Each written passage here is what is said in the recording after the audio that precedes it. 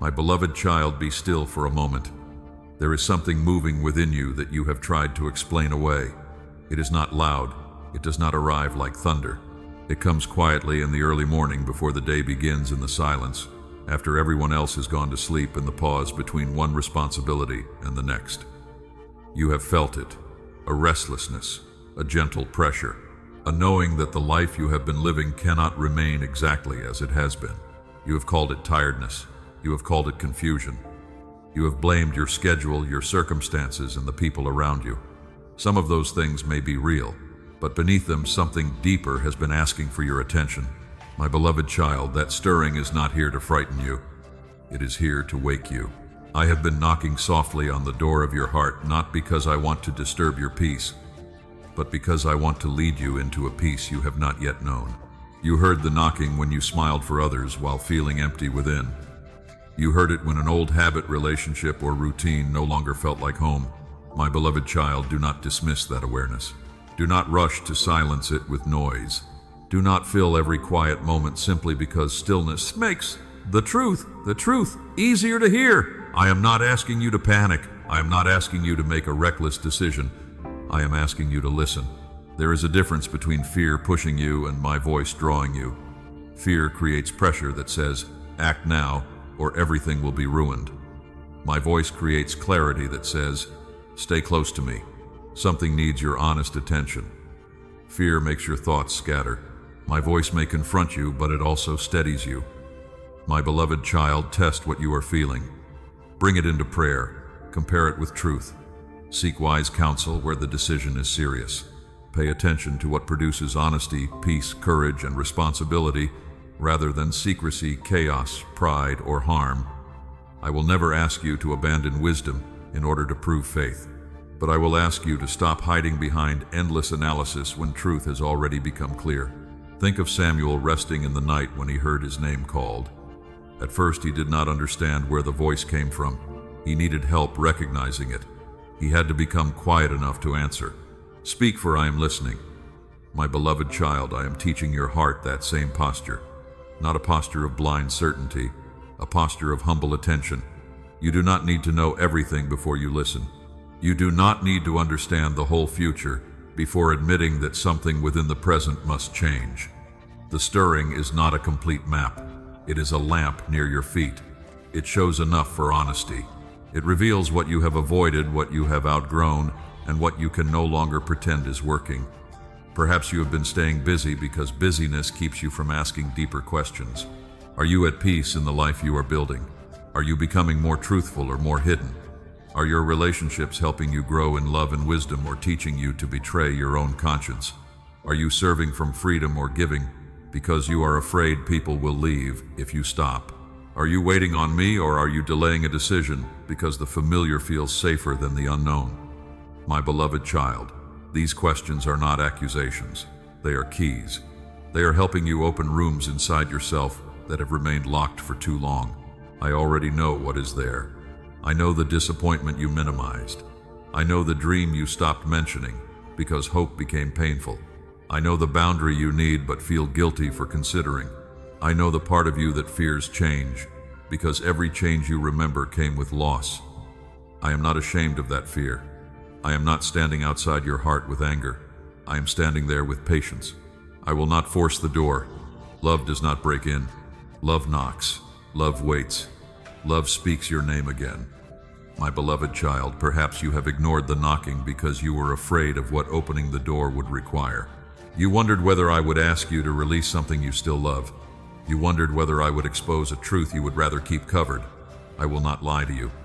Truth can be uncomfortable. Growth can require courage. Obedience can change relationships, routines, and plans.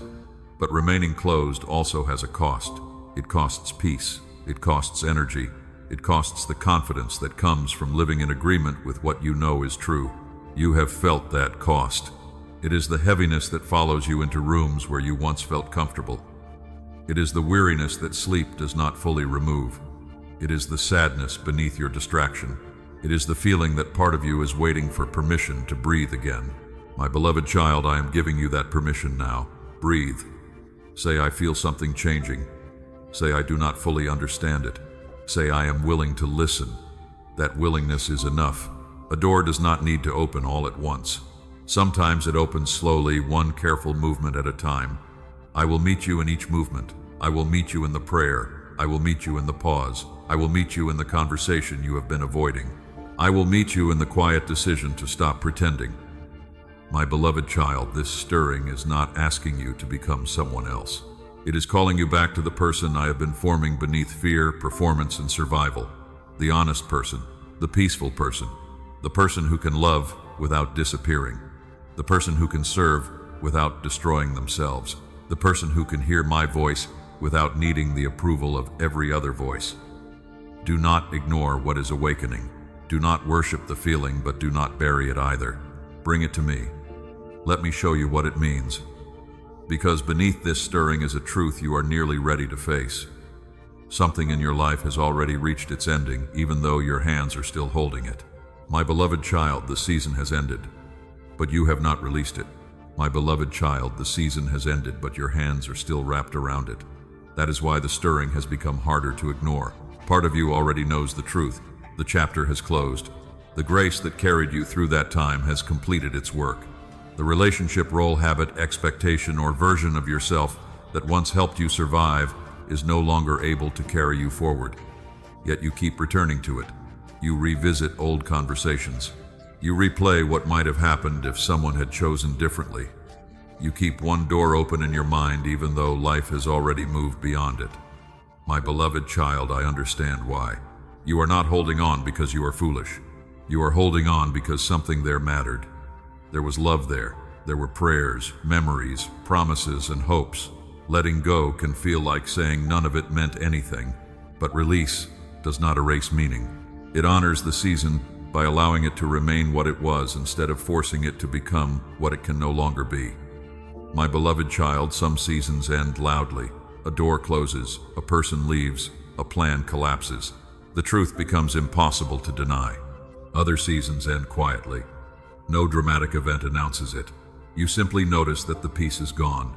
The conversation no longer brings life. The role feels heavier each time you perform it. The dream you were chasing begins to feel like someone else's dream. So you keep waiting for proof. You tell yourself, maybe it will return to what it was. Maybe I am only tired. Maybe I should try harder. Sometimes patience is faithful. Sometimes repair is possible. But sometimes continued effort becomes a way of avoiding the truth. My beloved child, I am not asking you to throw away what can still be healed. I am asking you to stop calling attachment obedience. There are things you have continued carrying because you were afraid that releasing them would make you disloyal.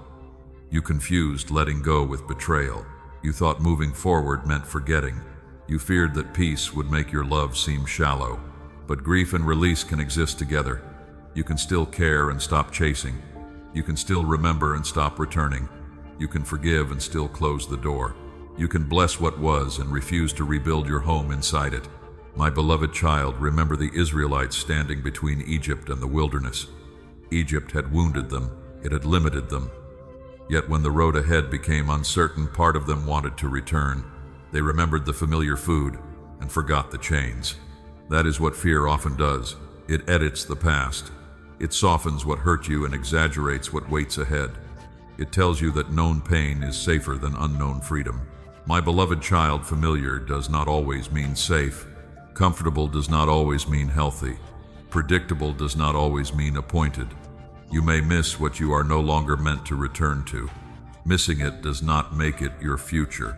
You may feel tenderness toward an old version of your life. Tenderness is not instruction. You may grieve the person you were there. Grief is not a command to go back. Let the feeling speak, but do not let it choose the road. Ask what you are truly holding. Is it the person or the hope that they might finally become who you needed? Is it the role or the approval you received while performing it? Is it the dream or the identity you built around achieving it?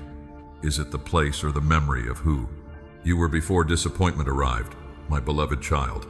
Sometimes you are not holding the thing itself. You are holding what you believed it would give you: security, belonging, recognition, a sense of being chosen. Bring that deeper desire to me. Do not cling to one broken container because you believe it is the only way I can meet the need inside you. I am not limited to the form you expected. I can give belonging without requiring you to betray yourself.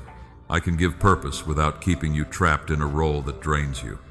I can teach you love without making you beg for consistency. I can restore hope without rebuilding the exact future you once imagined. My beloved child, release begins with honesty.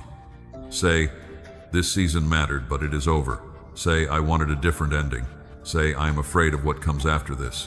Say, I do not know who I will be when I stop carrying it. You do not need to make the ending beautiful before accepting it. Some endings remain painful.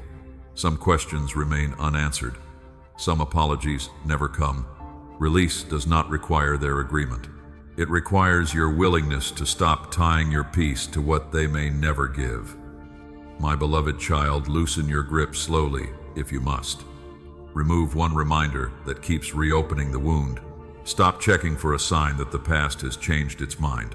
Create distance from the pattern that keeps pulling you back. Tell one trustworthy person what you are releasing. Pray before making decisions that affect your safety, family, health, or future. Let wisdom guide the process. Do not confuse urgency with recklessness.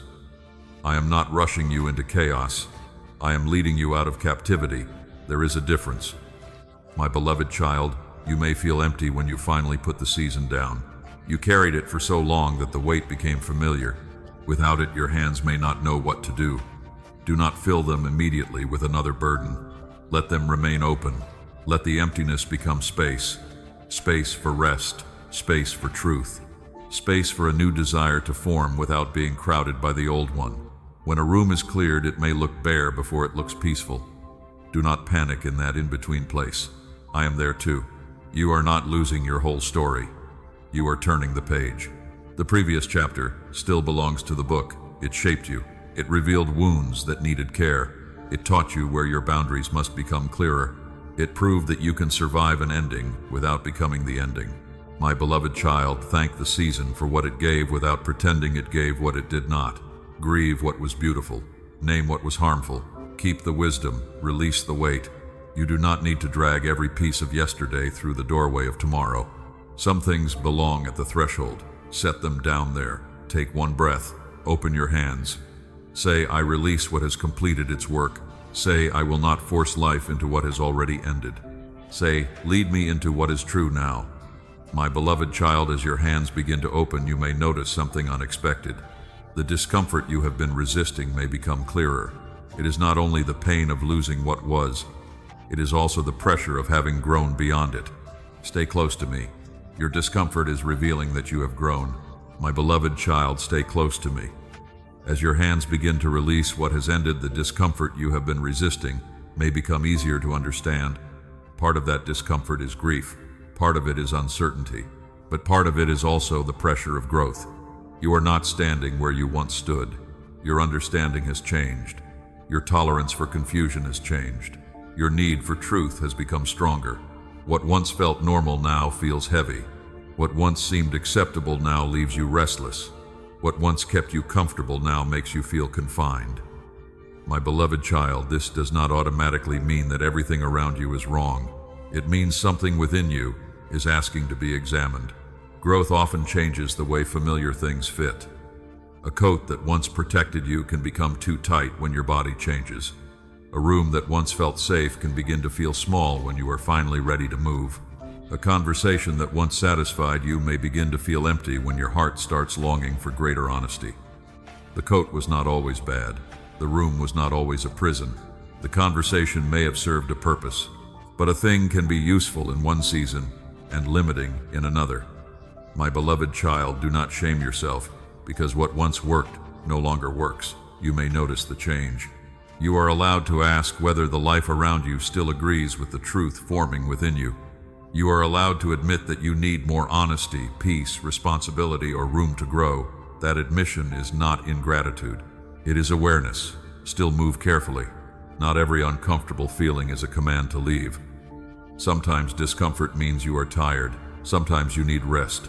Sometimes anxiety is warning you that you have been carrying too much. Sometimes a difficult conversation is necessary before a decision is made. Sometimes healing requires you to remain present rather than escape. My beloved child, growth is not proven by constantly abandoning people, places, or commitments. Growth is revealed by becoming more truthful, more loving, more responsible, and more willing to face what is real. Bring the discomfort to me. Do not worship it. Do not fear it. Listen to what it may be showing you. Ask, is this place challenging me to grow or requiring me to disappear? Ask, is this relationship asking for healthy patience or teaching me to betray my conscience? Ask, is this responsibility stretching my strength or consuming what I need to do? Remain whole.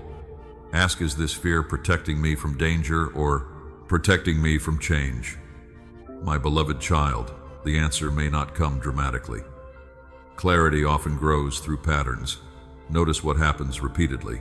Notice how your body responds before and after certain conversations.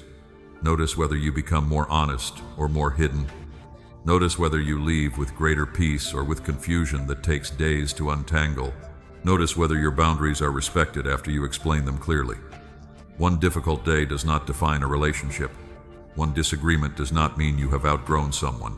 One season of fatigue does not mean your calling has ended. Look for patterns, not isolated moments. Seek counsel from wise, grounded people who are not invested in controlling your choice. My beloved child, remember the young David before he faced Goliath. Saul placed armor on him because that armor represented what a warrior was supposed to wear, but David could not move freely inside it. The armor was not evil. It simply did not fit the way I had trained him. He had to remove what belonged to someone else and step forward with what I had developed in his hands.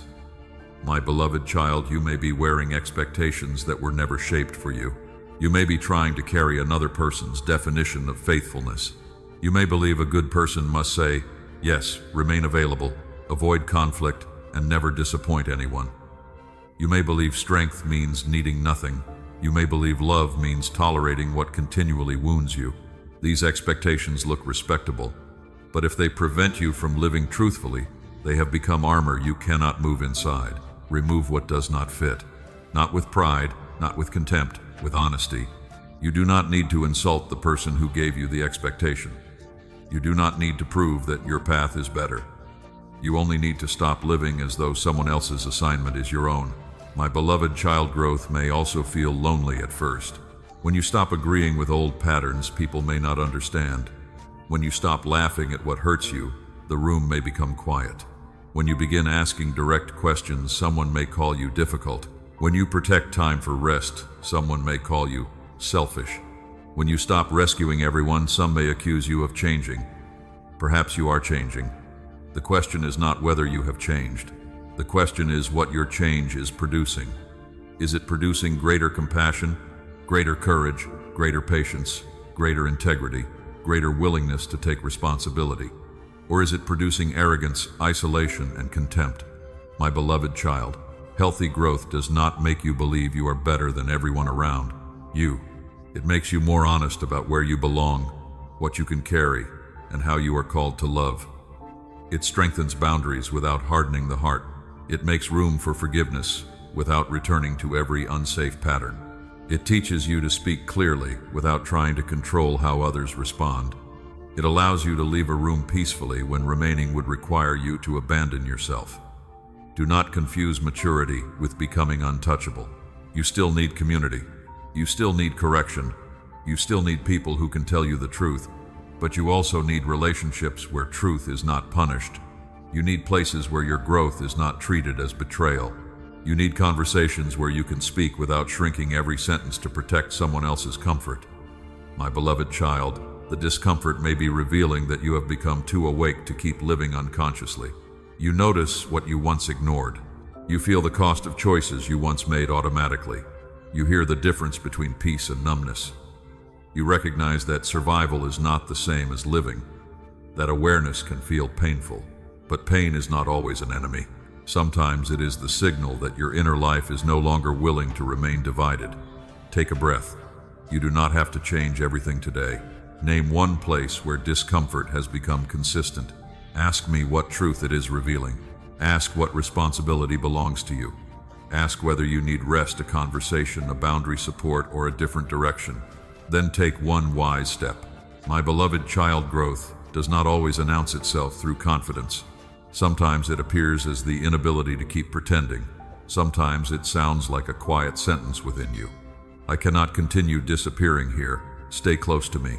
It is time to look honestly at the places that keep draining you and ask why you have remained. My beloved child, stay close to me. You have begun to recognize the places where discomfort has become a pattern. Now I want you to look more honestly at what those places have been doing to you. There are rooms you enter where your spirit immediately grows quiet. There are conversations that leave you smaller than when they began. There are roles you perform so well that no one notices how much of yourself disappears inside them. You have learned how to make your needs smaller so no one feels inconvenienced. My beloved child, that is not always love. Sometimes it is survival, wearing the face of kindness. You told yourself that good people do not make trouble. You believed love required endless access to your time, energy, and attention. You believed setting a boundary would make you selfish, so you kept pouring. You kept giving from places that were already empty. You kept saying yes while your body, mind, and spirit were quietly saying no. My beloved child, I see the cost. I see how long it takes you to recover after certain conversations. I see the tension that enters your body when a particular name appears on your phone. I see how you rehearse every sentence because honesty has been punished before. I see the guilt that rises whenever you consider choosing rest. Do not call that guilt my voice. My correction may be clear, but it does not demand that you erase yourself. I call you to love people. I do not call you to disappear for them. There is a difference between sacrifice and self-destruction. Sacrifice is freely given from love, wisdom, and purpose. Self-destruction is driven by fear, pressure, guilt, or the belief that your value depends on how much pain you can tolerate. Sacrifice can be costly, but it still honors truth. Self-destruction teaches you to ignore truth until resentment, exhaustion, or despair takes over. My beloved child, remember how I withdrew from the crowds to pray. Need surrounded me. People wanted healing answers, attention, and access, yet I did not respond to every demand in every moment. I stepped away. I rested, I listened, I moved according to purpose, not pressure. If withdrawal for prayer was not selfish in my life, it is not selfish for you to create space for wisdom, healing, and rest. You are not required to remain constantly available in order to prove that you care. You are not required to answer every message immediately. You are not required to accept every request. You are not required to keep explaining a boundary to someone committed to misunderstanding it. My beloved child, a boundary is not punishment. It is not silence used to control someone. It is not revenge dressed as peace. A healthy boundary says, "This is what I can offer," without betraying my health, responsibility, conscience, or safety. It allows another person to choose their response. You are not responsible for making everyone approve of the truth. Still move with wisdom. Do not leave every difficult room simply because it is uncomfortable. Do not label every disagreement toxic. Do not treat correction as rejection. Some relationships can grow through honest conversation, apology, changed behavior, and time. Some responsibilities remain yours, even when they are tiring. Love sometimes asks you to stay present through difficulty, but love does not ask you to remain where harm is repeated. Truth is punished. Boundaries are mocked, and your safety is ignored. My beloved child, look for patterns. When you speak honestly, does the other person listen even if the conversation is hard? When you say no, do they respect it or punish you with anger, guilt, threats, or withdrawal? When conflict happens, is there repair? Can both people admit wrong? Does the relationship make room for your humanity or only for what you provide? These questions are not weapons, they are windows. They help you see what your loyalty has made difficult to admit. You may discover that you stayed because being needed made you feel secure. You feared that if people no longer depended on you, they might no longer choose you. So you became the helper, rescuer, peacemaker, or strong one.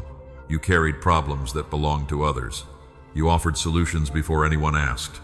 You prevented consequences that might have taught someone responsibility.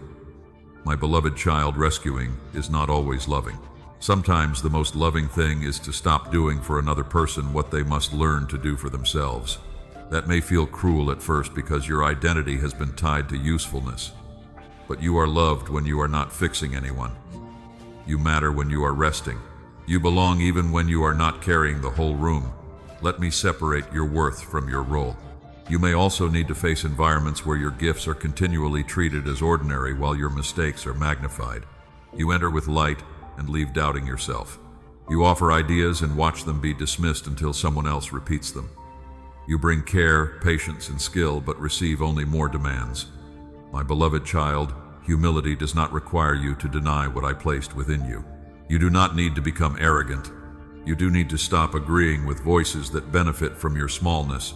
Your time is not endless. Your energy is not without limit. Your calling cannot be poured into every room. Even good soil cannot receive every seed. Ask me where your presence is fruitful. Ask where your service produces love, growth, truth, and peace. Ask where you are only maintaining a pattern because change would disappoint someone. Then take one clear step. Perhaps the step is a conversation. Perhaps it is reducing access. Perhaps it is asking for help. Perhaps it is leaving a role after responsible preparation. Perhaps it is staying but no longer over-functioning. If there is danger, coercion, abuse, or serious harm, seek safe support and practical guidance. Do not face it alone. My beloved child, leaving a draining pattern does not always mean leaving a person. Sometimes the pattern changes because you stop participating in it. You stop answering guilt with surrender. You stop explaining beyond what is necessary. You stop taking responsibility for another adult's emotions. You stop calling exhaustion faithfulness. The room may feel different when you stop disappearing inside it. Some people will adjust, some will resist. Let their response reveal what your overgiving once concealed. Do not become bitter. Do not build your freedom on contempt. Bless where you can. Forgive where needed. Keep distance where wisdom requires it. Let your heart remain soft while your boundaries become clear. My beloved child, I am not leading you away from love. I am teaching you how to love without abandoning the life I entrusted to you. And when you stop draining yourself to keep everything unchanged, another question may rise. Why did I allow you to remain there so long? Why did the answer take so much time? Stay close to me. The waiting was not empty. The waiting was preparing you. My beloved child, the waiting was not empty. Even when nothing seemed to move, something was being formed within you. You asked why the answer took so long. You wondered why other people seemed to move forward while you remained in the same place. You watched doors open for them. You heard their stories of provision, healing, direction, and opportunity. Then you looked at your own life and asked whether I had forgotten your name. My beloved child, I did not forget you, but I also will not give you a shallow answer and pretend that every delay came directly from my hand. Some delays came from circumstances. Some came from the choices of other people. Some came because fear kept you standing still. Some came because the path required preparation that could not be rushed. I was with you in the waiting. I was not absent from the slow days. I was not distant when the calendar changed and the answer did not. I was working in places you could not measure. Waiting revealed what hurry had hidden. It showed you how quickly you tied your worth to visible progress. It exposed how often you compared your private struggle to another person's public moment. The fear of being overlooked. The fear of becoming too late. The fear that everyone else had received a future while yours remained unfinished. My beloved child, those fears needed more than reassurance. They needed truth. You are not behind in the way shame tells you. Your life is not a race measured against someone else's timing.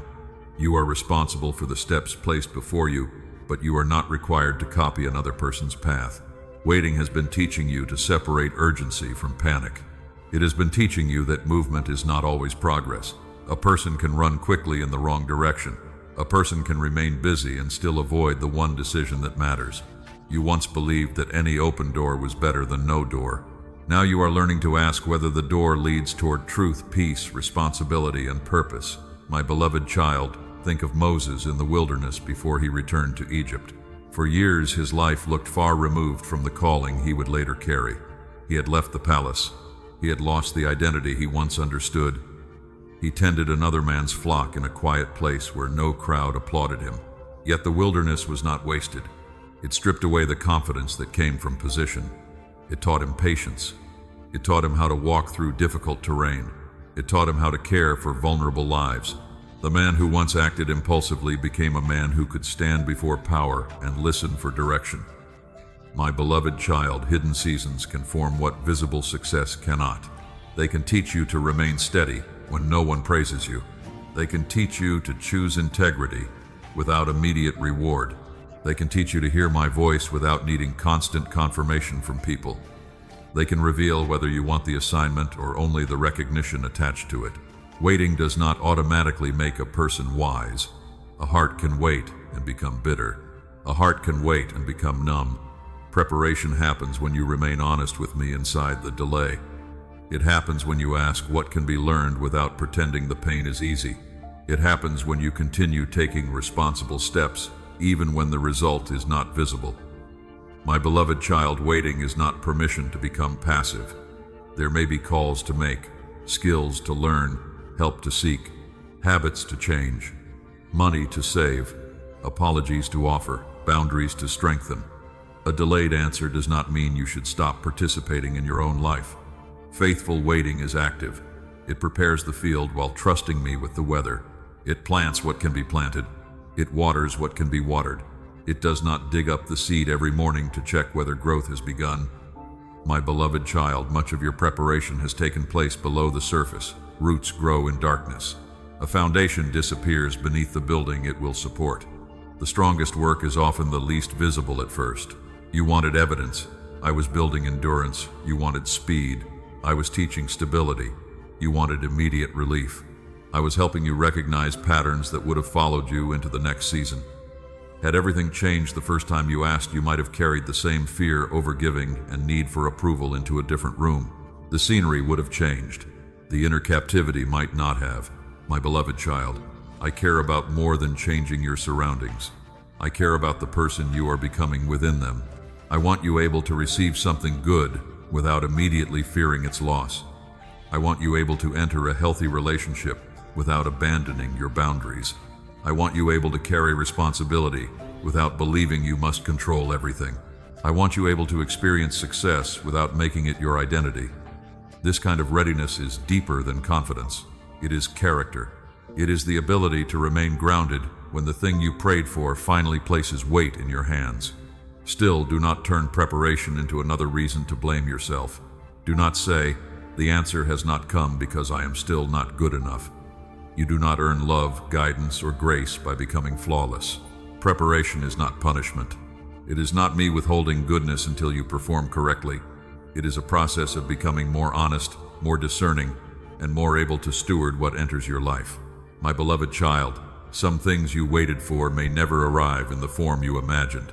I know that truth is difficult. Faith does not require you to pretend every desire will be fulfilled exactly as requested. Sometimes the preparation leads you toward a different answer. Sometimes you discover that the thing you wanted belonged to an older version of you. Sometimes the gift is not the original outcome, but the clarity, courage, relationship, or freedom that developed while you waited. This does not make the longing meaningless. It means your story is larger than one result. Take a breath. Look at who you were when the waiting began. Notice what has changed. You ask better questions now.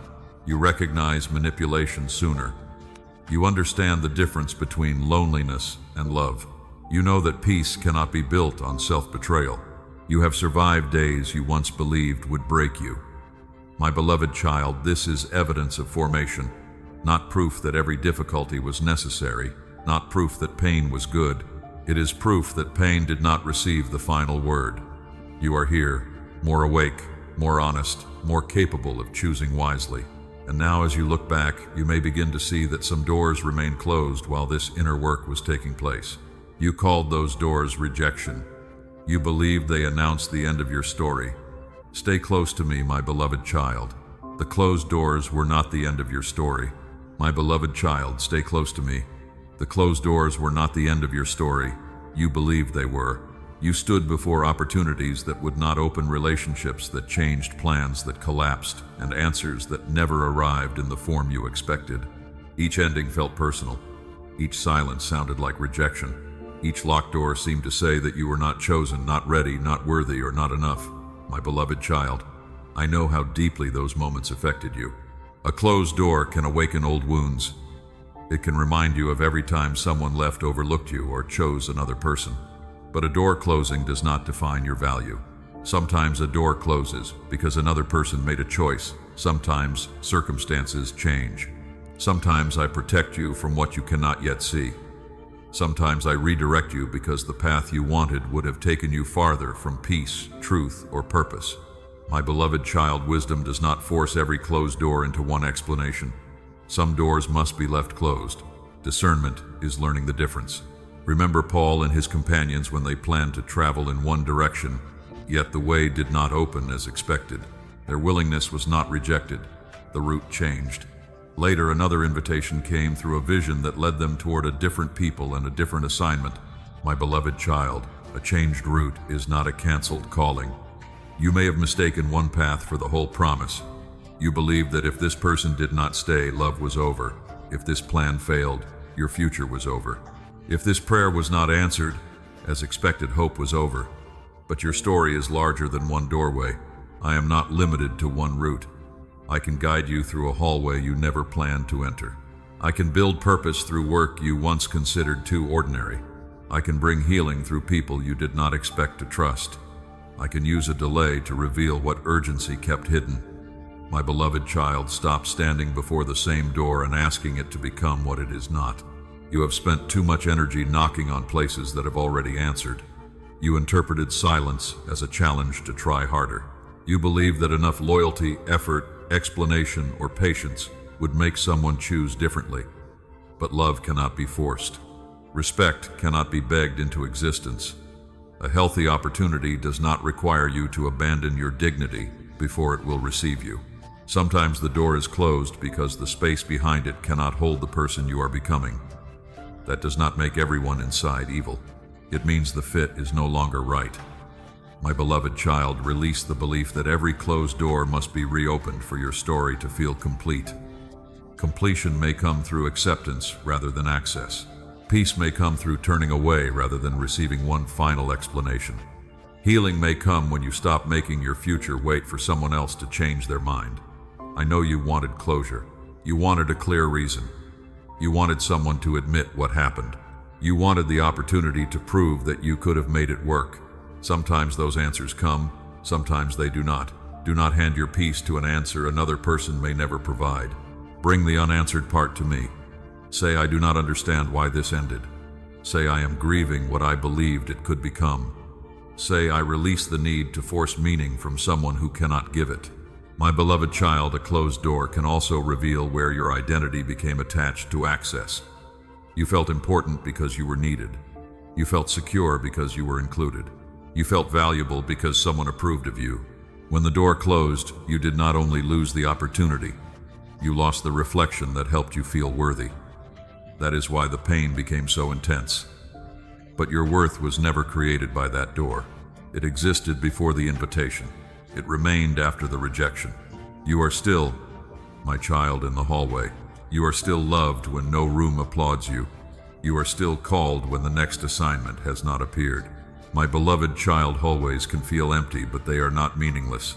A hallway is not a home. It is a place of movement between rooms. Do not decorate the hallway with despair and decide you must live there forever. Rest if you need to. Grieve. Ask questions. Gather wisdom. But remain willing to move when direction becomes clear. You may not see the next door yet. That does not mean there is none. Sometimes your eyes need time to adjust after leaving a familiar room.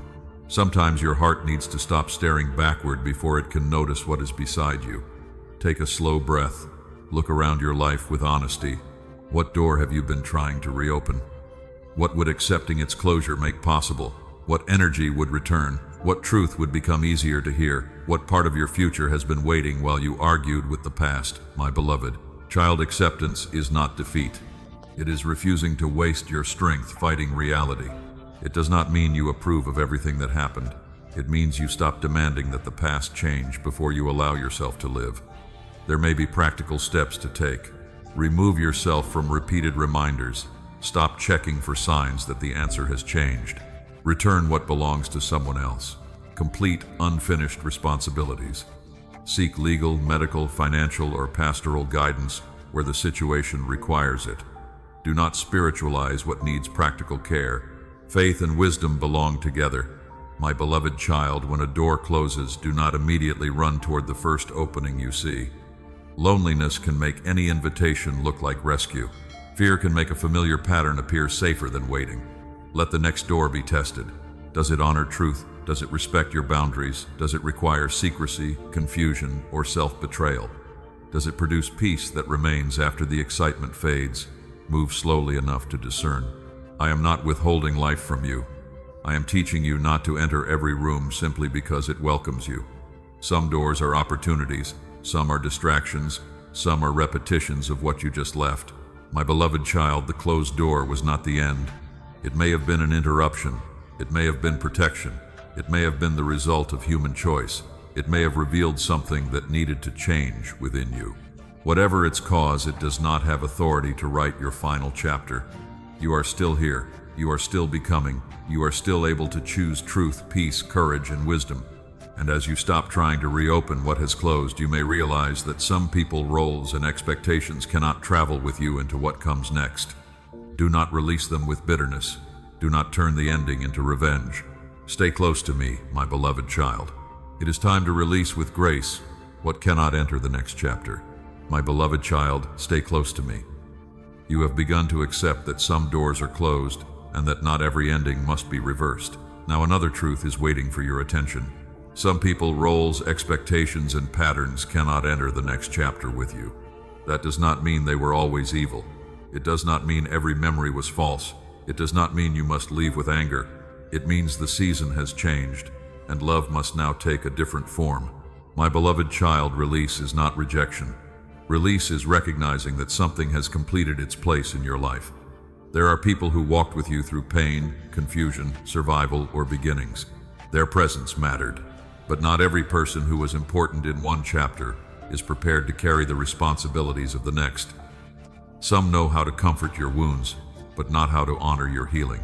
Some feel secure when you need them, but uncomfortable when you become stronger. Some love the version of you who never says no, never asks for space, and never challenges the pattern. My beloved child, this does not always make them cruel. People become attached to what is familiar. Your change may awaken fear in them. Your boundaries may feel like distance. Your honesty may expose agreements that once kept the relationship comfortable. Before deciding what must be released, slow down. Do not call every misunderstanding a sign that someone no longer belongs. Do not leave because one conversation was difficult. Do not confuse correction with control or disagreement with betrayal. Give truth a chance to work. Speak clearly. Listen carefully. Watch what happens after the truth is spoken. Can the relationship adjust? Can both people take responsibility? Is there humility? Is there repair? My beloved child, healthy relationships can survive, change. They may stretch. They may require conversation. They may feel awkward while old expectations are being replaced. But they do not demand that you become smaller again. If someone can only remain close by denying your boundaries, mocking your growth, punishing your honesty, or repeatedly ignoring your safety, then distance may become necessary. Distance is not always hatred. Sometimes it is wisdom. Sometimes it is space for truth to become visible. Sometimes it is how you stop participating in a pattern that words alone have not changed. My beloved child, remember Abraham and Lot. They had traveled together. They shared history, family, and provision. But conflict began growing around what each household carried. The land could no longer support the way they were living side by side. Abraham did not respond with revenge. He did not humiliate Lot. He offered peace and allowed separation. Their paths divided, but the separation did not need to become war. My beloved child, some releases can happen that way. Not every ending needs villains. Not every distance requires a public explanation. Not every change needs to become a campaign against the other person. You can say, "We can no longer walk in the same way," and still refuse bitterness. You can bless what was good. You can grieve what changed. You can forgive what hurt. You can protect what matters. Forgiveness does not automatically restore access. Forgiveness releases the debt from ruling your heart. Trust is different. Trust rebuilds through truth, consistency, humility, and time. You may forgive someone and still decide they cannot return to the same place in your life. That is not hypocrisy. That is wisdom shaped by experience. My beloved child, do not use forgiveness to pressure yourself back into danger. Do not call unlimited access grace. Do not call silence peace when fear is keeping you from setting a necessary boundary. At the same time, do not use boundaries as punishment. A boundary does not make someone chase you, regret losing you, or feel the pain they caused. A boundary is a clear statement of what you will do to protect truth, peace, responsibility, and safety. It is not a weapon. It is a door with a purpose. My beloved child, release also includes roles. You may need to release being the strong one, the rescuer, the peacemaker, the person who absorbs every conflict so everyone else can remain comfortable. You may need to release the expectation that your worth comes from being needed. Some roles once helped you survive, now they keep you from receiving care. You know how to give advice, but struggle to ask for help. You carry another person's pain, but hide your own. You know how to keep a room calm while your inner life is exhausted. My beloved child, the next chapter cannot be built on your disappearance. You must be present in the life you are entering. Present enough to speak, present enough to rest, present enough to receive, present enough to admit when something is too much. Release the identity that requires you to be endlessly useful. You are loved before you solve anything. You matter before anyone asks for your help. You belong even when your hands are empty. My beloved child, you may also need to release expectations that no longer belong to you. The timeline you thought your life had to follow.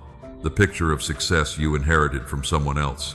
The belief that healing must look quick, visible, and impressive. The demand that everyone understand your decisions. These expectations can become invisible chains. They keep you comparing your life to an image that was never shaped for your story. Let them go. You need not prove your path by making it look like another person's. You do not need to force the next chapter to match the old plan. Bring me the disappointment. Tell me what you thought would have happened by now. Tell me what you are afraid people will say. Then let me lead you in truth rather than appearance. My beloved child, release may feel like grief before it feels like freedom. You may miss the familiar conversation. You may question the boundary after a lonely evening.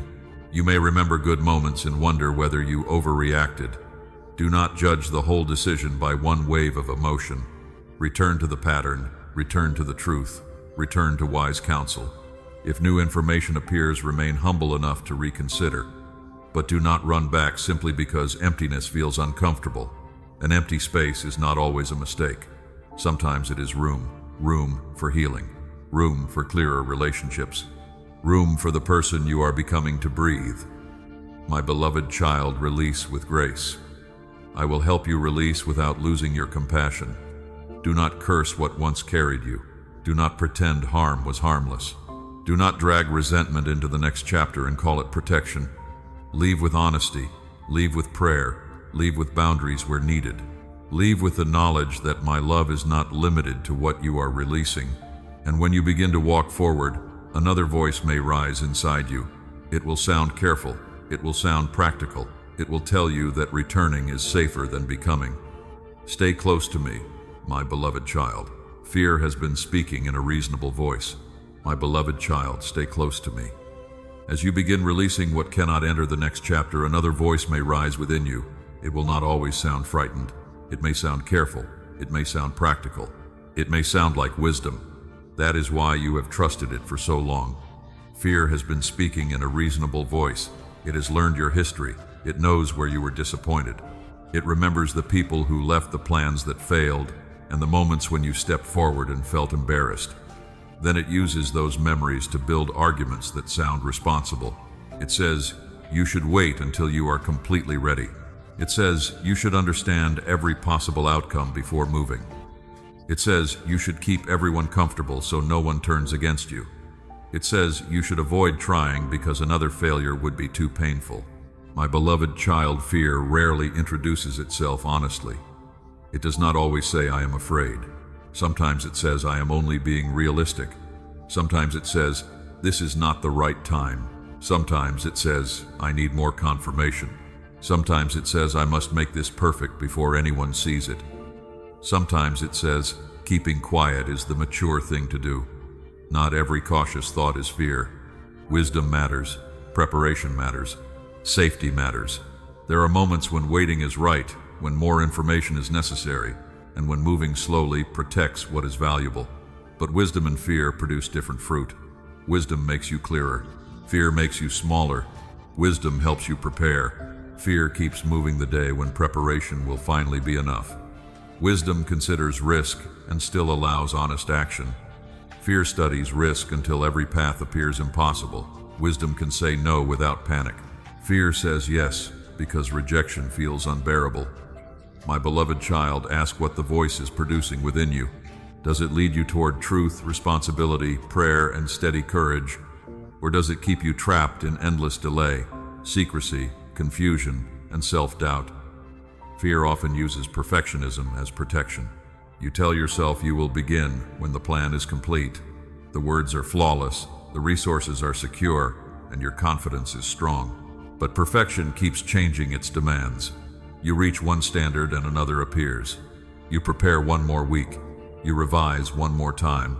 You wait for a feeling of certainty that human beings rarely receive. My beloved child, excellence can be faithful. Perfectionism is different. Excellence offers the best you can honestly give. Perfectionism says your work voice or presence is unacceptable unless no one can criticize it. That is not humility. That is fear trying to purchase safety through flawless performance. You cannot become impossible to misunderstand. You cannot remove every risk of criticism. You cannot control how every person responds. You can act with integrity. You can prepare wisely. You can remain teachable. Then you must release the outcome. Fear also speaks through procrastination. It tells you there will be a better moment later, a calmer week, a stronger version of you, a time when the conversation will feel easier. But some things do not become easier through delay. They become heavier. The truth waits in your chest. The decision occupies your thoughts. The unfinished task follows you into rest. My beloved child, procrastination is not always laziness. Sometimes it is a nervous system trying to avoid discomfort. Be gentle with yourself, but be honest. Break the step into something small. Make the call. Write the first sentence. Ask the question. Schedule the appointment. You do not need to finish the whole journey today. You do need to stop using tomorrow as a hiding place. Fear may also appear as people-pleasing. It tells you that keeping others happy is the same as keeping peace. It teaches you to study every face, measure every tone, and adjust yourself before anyone asks. You become skilled at preventing disappointment, but your own voice becomes difficult to hear. My beloved child, peace built on your disappearance is not peace. It is tension without open conflict. Love does not require you to control every emotion in the room. You can be kind without agreeing. You can be respectful without surrendering your conscience. You can disappoint someone and still be loving. Their discomfort is not automatic proof that you have done something wrong. Fear will tell you that losing approval means losing belonging, but belonging that depends on silence is not secure. I am teaching you to remain honest even when another person needs time to understand. My beloved child, fear also hides inside overthinking. You revisit the same question from every angle.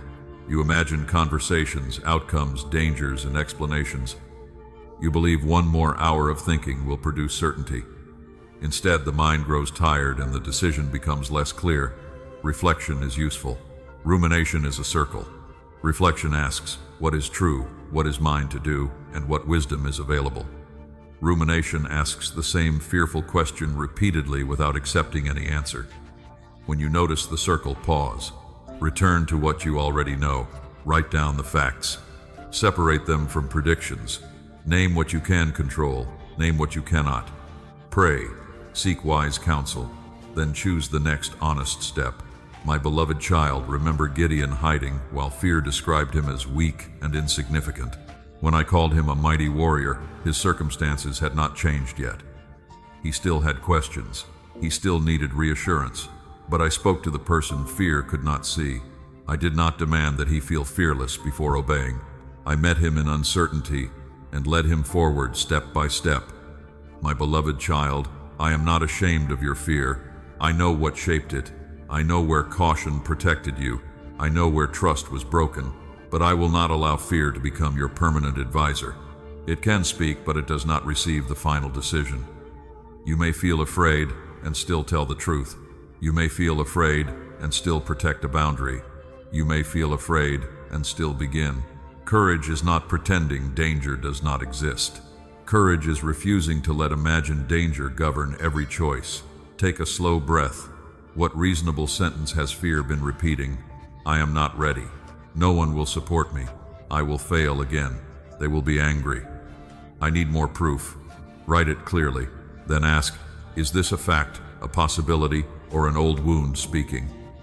Do not answer with empty confidence. Answer with truth. I may not feel ready, but I can prepare and take one step. Support may be uncertain, but I can seek wise people. Failure is possible, but it will not erase my worth. Someone may be upset, but I can remain honest and respectful. I may not see the whole path, but I can respond to the light I have. My beloved child, fear wants the whole road before it will move. You do not need perfect certainty to begin walking with me.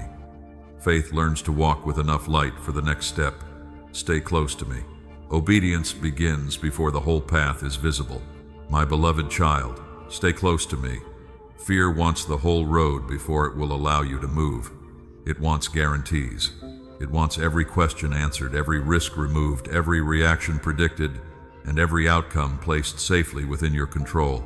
But obedience rarely begins that way. Obedience begins when enough truth has become clear for the next faithful step. Not the whole journey, not every detail, the next step. My beloved child, I am not asking you to walk blindly. I am not asking you to ignore wisdom, safety, responsibility, or the counsel of people who have earned your trust. I am not asking you to call every strong feeling my voice. I am asking you to respond honestly to the light you have already received. There is a difference between not knowing everything and knowing nothing.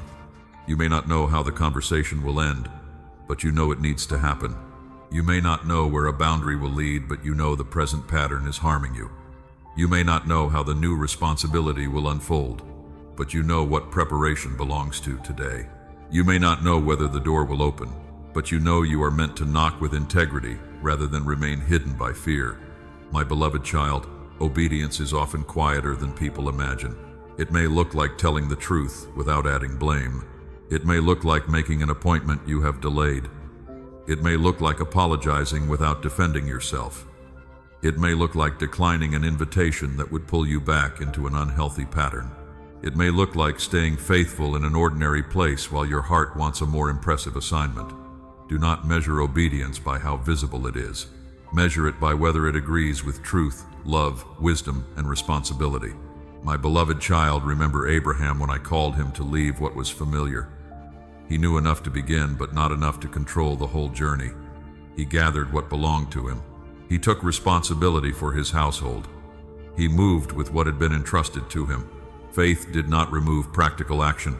Faith gave practical action a direction. My beloved child, that is how I want you to walk. Pray, then prepare. Listen, then verify. Seek counsel, then decide. Take responsibility for what belongs to you.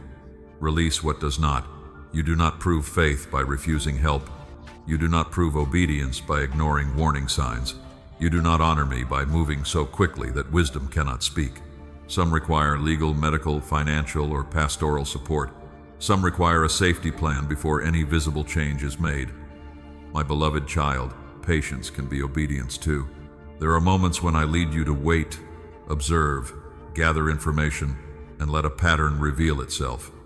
Waiting becomes disobedience only when fear uses it to avoid what is already clear. Ask yourself what you are waiting for. Are you waiting for wisdom, or are you waiting for discomfort to disappear? Are you waiting for necessary information, or are you waiting for everyone to approve? Are you waiting for the right time, or are you hoping the truth will change so you will not have to respond? My beloved child, obedience does not always feel peaceful at first. Sometimes your body trembles because an old survival pattern is being challenged. Sometimes guilt rises because you are doing something healthy that once felt forbidden.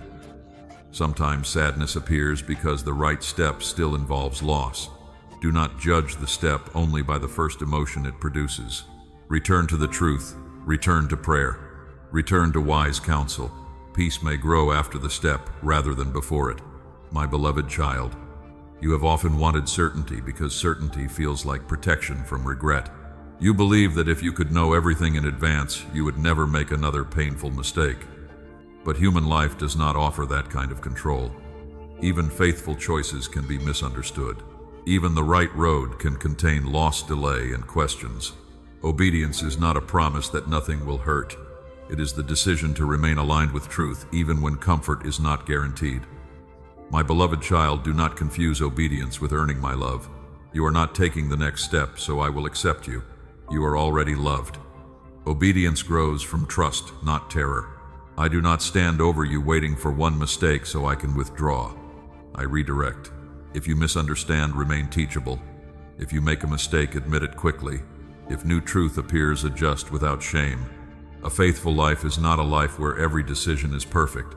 It is a life that keeps returning to me. Remember Peter stepping out of the boat. He did not walk because the water became predictable. He walked because he recognized my invitation. Then fear pulled his attention toward the wind. When he began to sink, I did not shame him from a distance. I reached for him. My beloved child, obedience does not mean you will never become afraid after taking the step. It means fear does not have to become the final authority. If you stumble, reach for me. If your confidence fades, return to what I said. If the road becomes difficult, ask whether the direction remains true. Do not turn back simply because obedience became uncomfortable. But do not remain stubbornly committed to a path after truth has shown you that you misunderstood. Humility and courage belong together. My beloved child, take the step that is yours. Not the step that belongs to someone else. Not the step you think would impress people.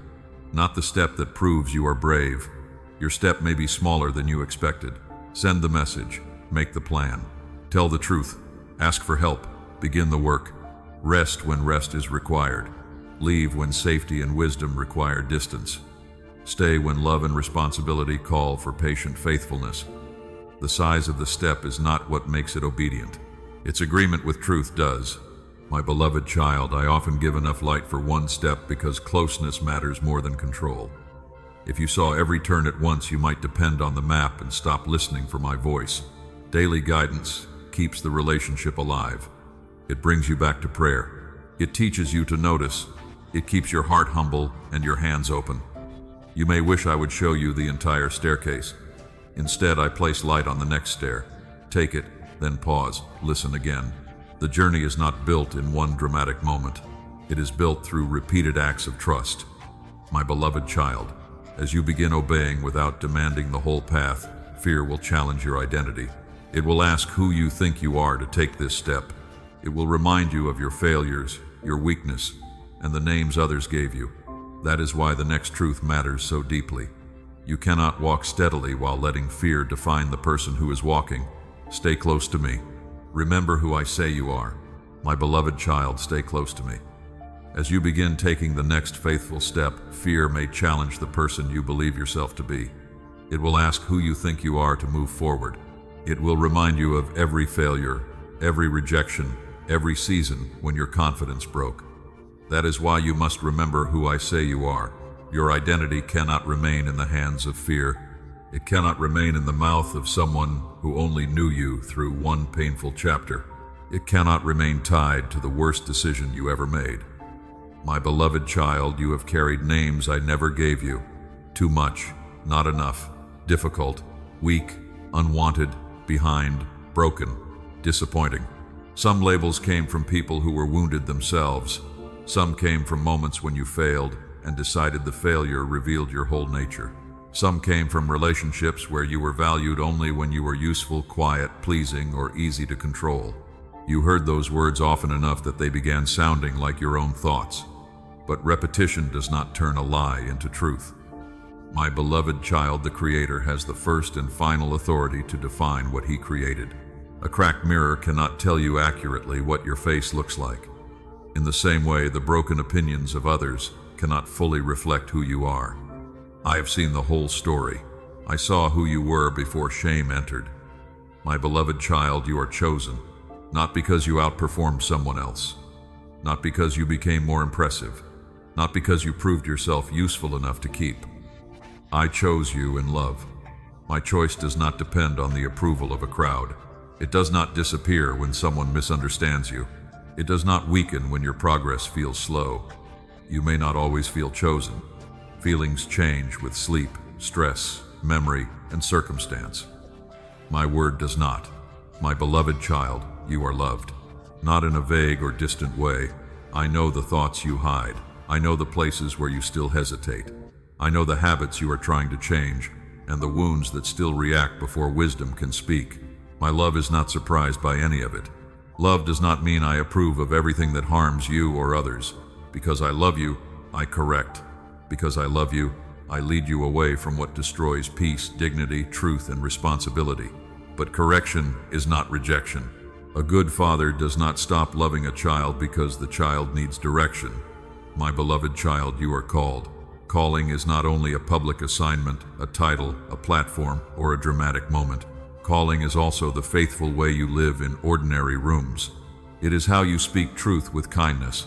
It is how you care without disappearing. It is how you bring patience into a tense home integrity, into quiet work and courage, into a conversation you once avoided. They are shaping the person who can carry greater responsibility without losing their soul. My beloved child, you are enough for me to work with today. That does not mean you have nothing to learn. It does not mean every weakness should remain unchanged. It means you do not need to become a different person before I can begin. You bring what you have, your small faith, your unfinished healing, your questions, your willingness. I work with surrendered reality, not performed perfection. Remember when I called Zacchaeus from the tree? Others saw a dishonest man, a traitor, and a problem. I saw a person who could respond when called by name. I did not wait outside until he repaired his entire life. My presence entered first. Then truth reached his choices. Then restoration became visible. My beloved child, transformation often begins when someone is seen beyond the label they have carried. Let me see you that way now. You are not only the mistake. You are not only the wound. You are not only the person who stayed too long, trusted the wrong voice, reacted badly, or lost years to fear. Those things belong to your story. They do not own your identity. Responsibility says I did something wrong and I must make it right where possible. Shame says I am wrong and nothing good can come from me. One leads toward repair, the other keeps you hiding. My beloved child, choose responsibility without accepting shame. Apologize where needed. Make restitution where possible. Learn what the failure revealed, then refuse to build a permanent home in condemnation. You cannot change the past by hating yourself in the present. You can honor the lesson by living differently now. My beloved child, notice how identity shapes behavior. When you believe you are unwanted, you chase people who offer little. When you believe you are difficult, you silence your needs. When you believe you are behind, you rush into doors that have not been tested. But when you know you are loved, you can move slowly. When you know you are chosen, you do not need every invitation. When you know you are called, you can remain faithful in hidden places. When you know your worth is secure, correction becomes guidance rather than humiliation. My beloved child, this is why the battle over identity matters. The enemy does not need to destroy every opportunity if he can convince you that you do not belong in any of them. He does not need to silence your gift if he can persuade you to hide it. He does not need to close the door if shame keeps you from approaching it. Do not cooperate with the voice that keeps reducing you to your weakest moment. Speak truth when the old names return. Say, I am not what fear called me. Say, I am not what rejection decided. Say, I am not disqualified by a chapter that grace is still redeeming. Say, I belong to the one who knows me completely. My beloved child, do not turn these words into empty slogans. Let them become choices. If you are loved, stop begging for affection that requires self-betrayal. If you are chosen, stop measuring yourself against another person's timing. If you are called, stop waiting for universal approval. If you are enough for me to begin with, stop delaying every step until you feel flawless. Live in agreement with the identity you are receiving. Take a slow breath. Place your hand over the place where shame usually speaks. Ask whose voice taught you that name. Ask whether the name agrees with my character and truth. If it does not release it, you may need to release it many times. Old labels often leave slowly because they were repeated for years. Each time you choose truth, the false name loses authority. My beloved child, remember who I say you are: chosen, loved, called, known, still becoming, still held. And when my voice becomes quiet for a season, do not assume these truths have changed. Silence does not cancel identity. Silence does not mean I have stepped away. Stay close to me, my beloved child. The silence was never absence. My beloved child, stay close to me. You have begun to remember who I say you are: chosen, loved, called, known, still held. Now I want you to understand something that will protect your heart when my voice feels quiet. The silence was never absence. There were seasons when you prayed and heard nothing you could recognize. You opened your heart, asked for direction, and waited. The room remained still. No clear answer came. No sudden sign appeared. No strong feeling settled the question.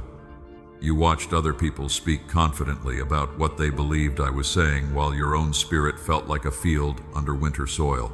My beloved child, I know how lonely that felt. You wondered whether you had done something wrong.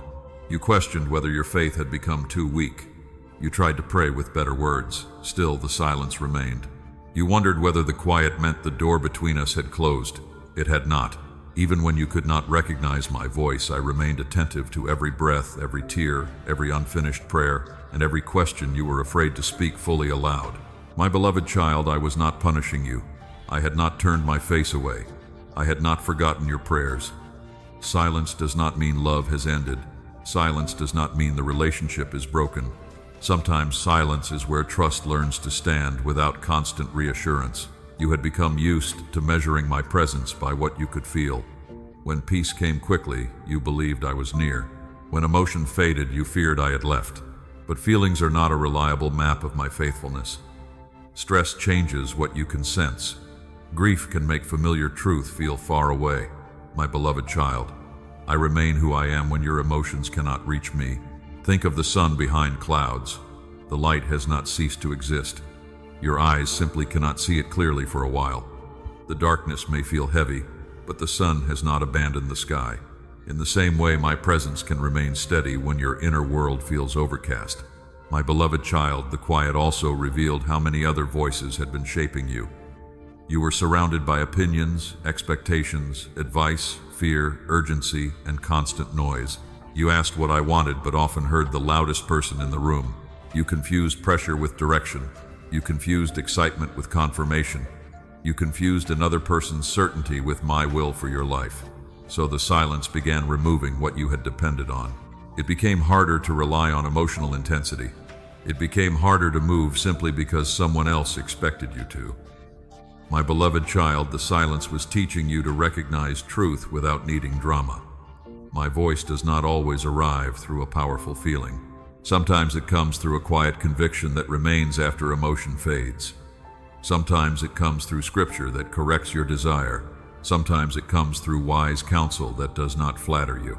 Sometimes it comes through peace that grows slowly. As you act responsibly, you wanted thunder. I was teaching you to notice a steady lamp. Remember Elijah on the mountain? He saw the wind. He felt the earthquake.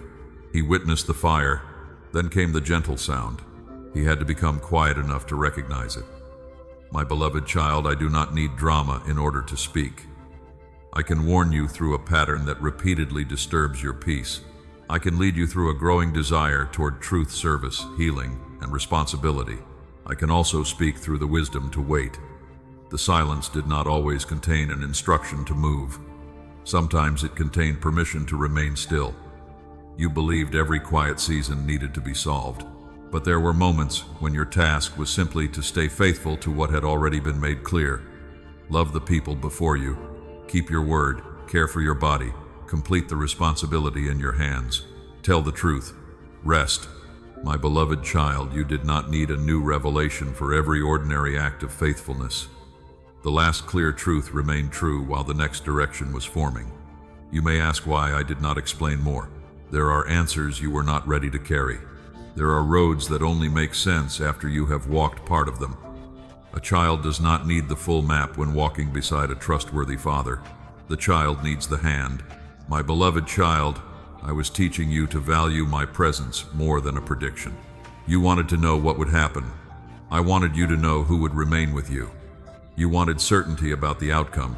I wanted to build certainty about my character. It is also stronger. It can survive when plans change. It can remain when a prayer is answered differently than expected. It can breathe where no explanation has arrived. My beloved child, silence also brought buried things to the surface. Without constant activity, you began hearing your own grief. You noticed anger you had covered with service. You recognized how deeply you feared being forgotten. The silence did not create those wounds. It revealed them. I could not comfort what you refused to name.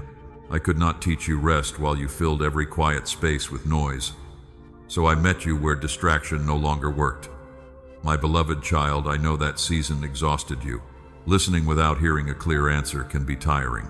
Remaining faithful without visible change can drain the spirit.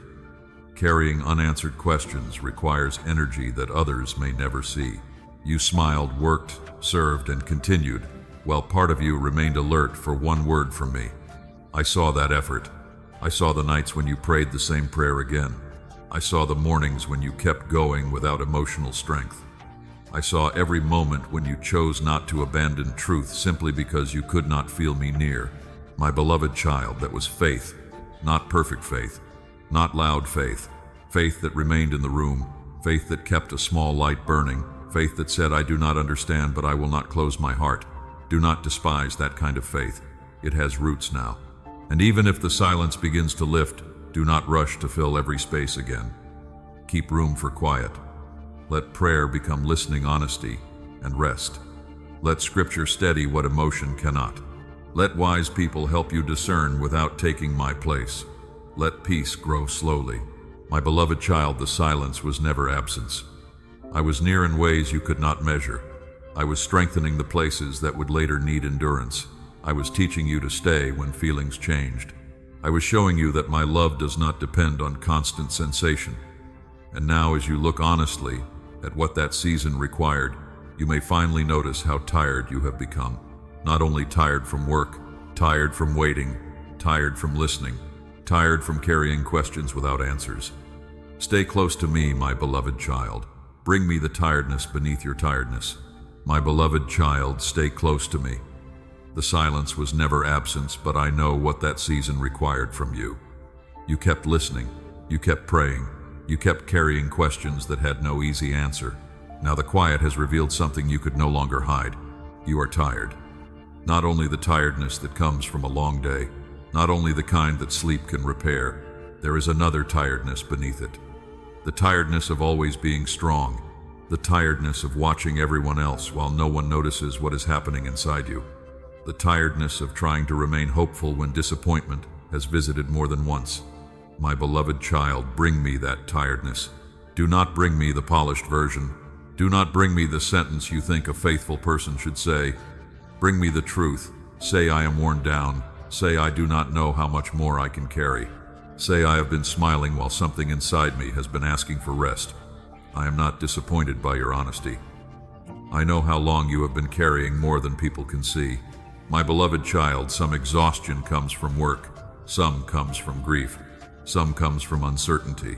Some comes from living too long in a state of alertness. You learn to watch every face, measure every tone, and prepare for every possible change. Your body kept trying to protect you. Even when the room was quiet, part of you remained awake. That kind of vigilance can make rest feel unfamiliar. You lie down, but your thoughts continue walking through tomorrow. You pause, but guilt tells you that you should be doing more. You receive help, but something inside immediately asks how you will repay it. My beloved child, this is not laziness. It is a sign that your inner life has been carrying too much for too long. I am not asking you to ignore it. I am asking you to listen with compassion. Remember Elijah beneath the tree after a season of pressure, fear, and exhausting obedience. He was not first given a lecture. He was given rest. He was given food. He was allowed to sleep. Then when his strength began to return, direction came. My beloved child, sometimes the next spiritual step is not a larger assignment. Sometimes it is a meal. Sometimes it is sleep. Sometimes it is turning off the noise. Sometimes it is admitting to a trusted person that you are not doing well. Your body is not an enemy of faith.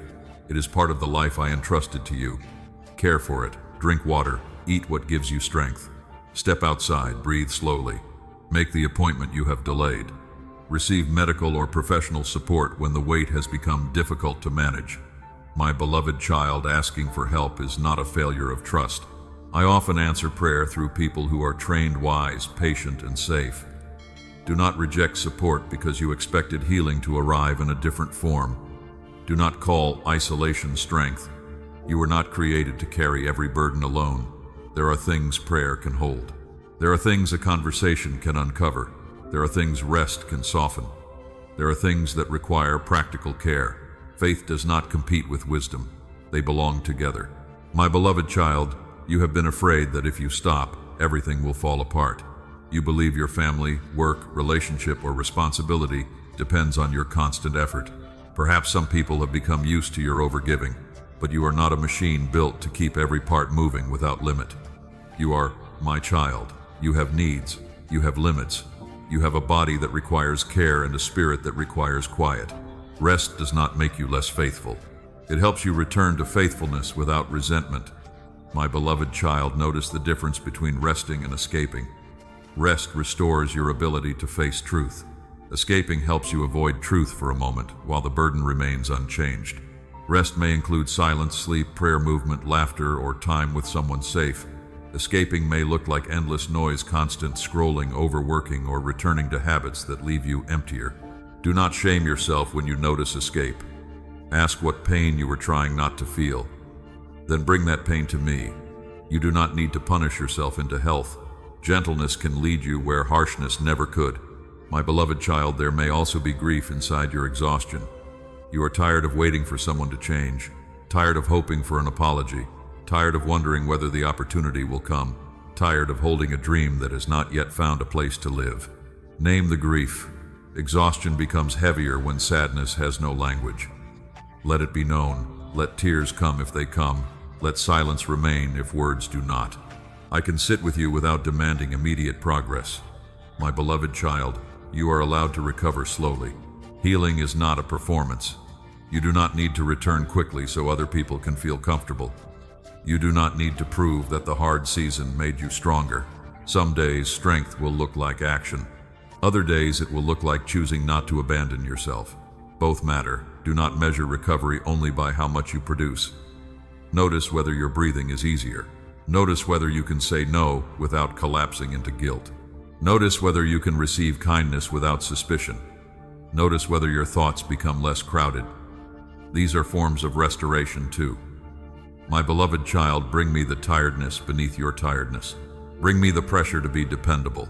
Bring me the fear of becoming a burden. Bring me the belief that your worth decreases when your energy does. Your worth is not measured by your output. You are loved when you are active. You are loved when you are resting.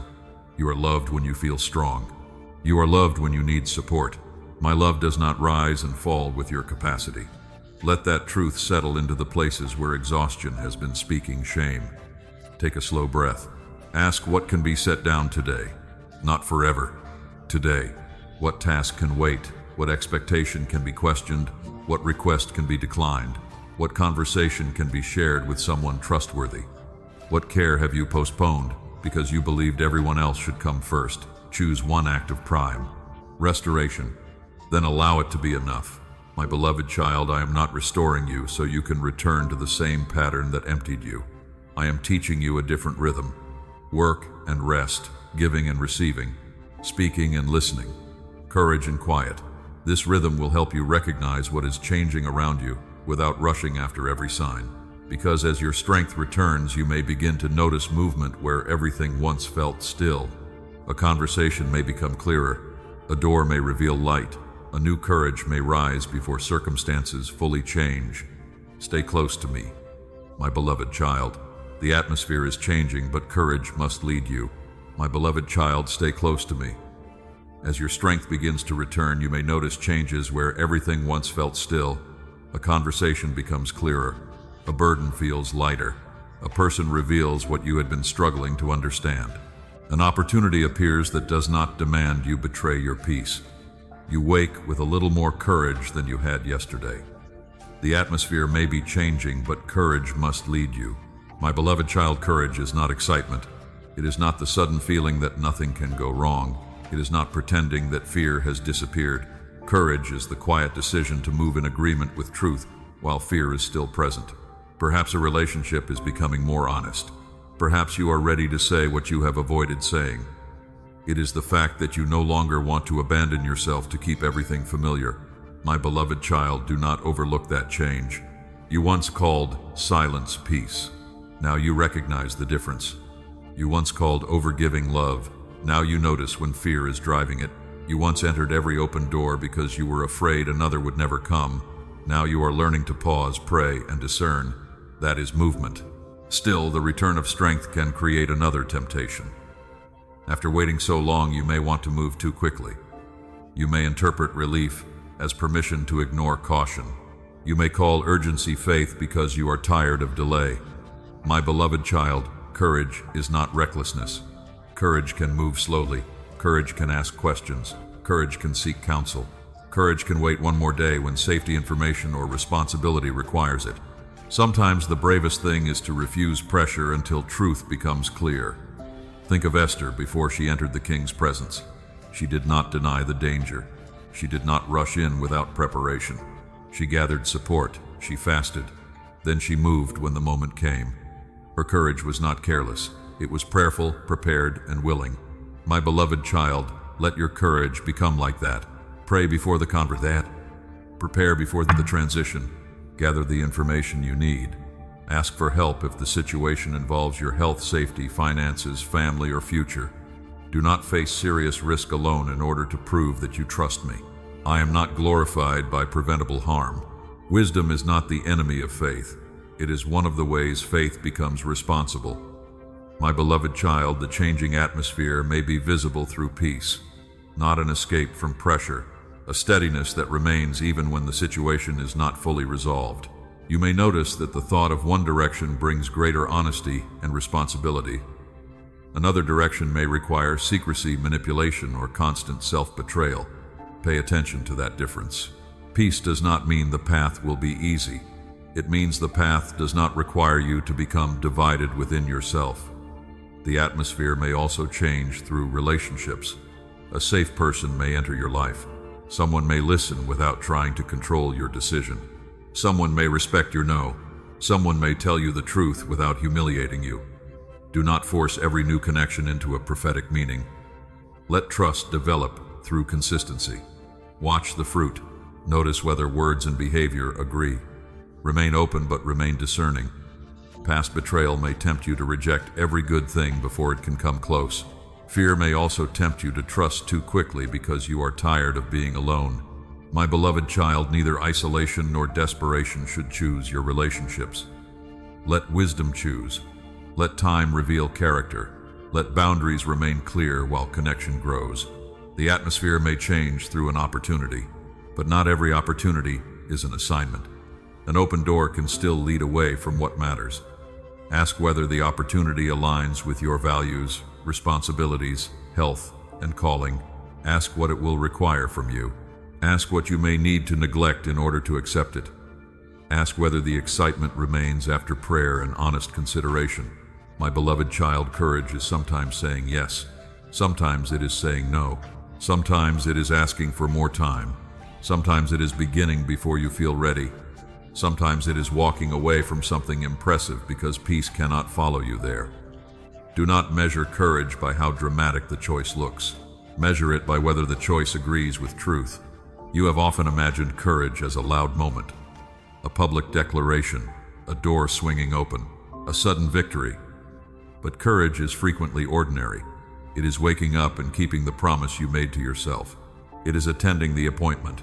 It is refusing to send the message that would reopen an old wound. It is returning to prayer after disappointment. It is choosing rest instead of proving your worth through exhaustion. It is telling one trustworthy person what you are facing. My beloved child, ordinary courage changes the direction of a life. A river does not turn through one dramatic drop. It changes through repeated movement. Your future may also be shaped through small, faithful choices that appear unimpressive in the moment. Do not wait for a powerful feeling before honoring what is already clear. Take the step that fits today. Then listen again. You may fear that moving forward means losing control, but control was never the same as safety. You spent years trying to predict every reaction and prevent every disappointment. It did not give you peace. It only kept you tired. Courage says, I will prepare wisely, but I will not demand certainty before living truthfully. Courage says, I cannot control every outcome, but I can choose integrity. Courage says, fear may speak, but it will not make the final decision. My beloved child, if the atmosphere changes outside you, while your inner habits remain unchanged, the new season can begin to feel like the old one. That is why courage must lead. You need courage to protect the boundaries you learned. Courage to receive something healthy without sabotaging it. Courage to remain patient when the new beginning develops slowly. Courage to admit when an opportunity is not right. Courage to let joy enter without preparing immediately for loss. Take a slow breath. What change have you noticed? Do not exaggerate it. Do not dismiss it. Name it honestly. Perhaps you are calmer. Perhaps you are less willing to tolerate confusion. Perhaps you are beginning to believe that a different life is possible. Ask what courageous response belongs to that change. One conversation, one boundary, one application, one act of rest, one request for help, one honest yes. My beloved child, I am not asking you to force a breakthrough. I am asking you to participate faithfully in the truth becoming visible. Let courage move at the pace of wisdom. Let hope remain open without demanding a guarantee. Let your actions agree with the person you are becoming. And when the road ahead still looks unfamiliar, remember this. You do not need to understand the whole chapter before trusting the one who is writing it. Stay close to me, my beloved child. Trust my kindness in the chapter you cannot yet see. My beloved child, stay close to me. The road ahead may look unfamiliar, and courage may feel small in your hands. You have begun noticing change. You have taken steps. You have started listening differently. Now I want you to trust. My kindness in the chapter you cannot yet see. My beloved child, trust becomes difficult when kindness has been confused with comfort. You expected my kindness to look like an open door, a clear answer, a restored relationship, or immediate relief. Sometimes it does. Sometimes kindness arrives as provision, encouragement, healing, or an opportunity that brings peace. But kindness can also come through truth that interrupts a pattern you were determined to keep. It can come through a delay that slows you before you make a decision from fear. It can come through a boundary that prevents further harm. It can come through a closed path that forces you to notice what you had been ignoring. My beloved child, this does not mean every painful event came from my hand. People make choices. Bodies become tired. Systems fail. A broken world produces suffering. I will not ask you to call harm good or pretend loss was necessary. I am asking you to believe that pain does not place you beyond my care. I can meet you in what I did not desire. I can guide you through what I did not cause. I can bring wisdom, courage, protection, and restoration from a place that once felt empty. My beloved child, my kindness is not proven by the absence of difficulty. It is revealed in my presence within it. You may not understand why the chapter turned. You may never receive every explanation, but you can learn to recognize how I remained near.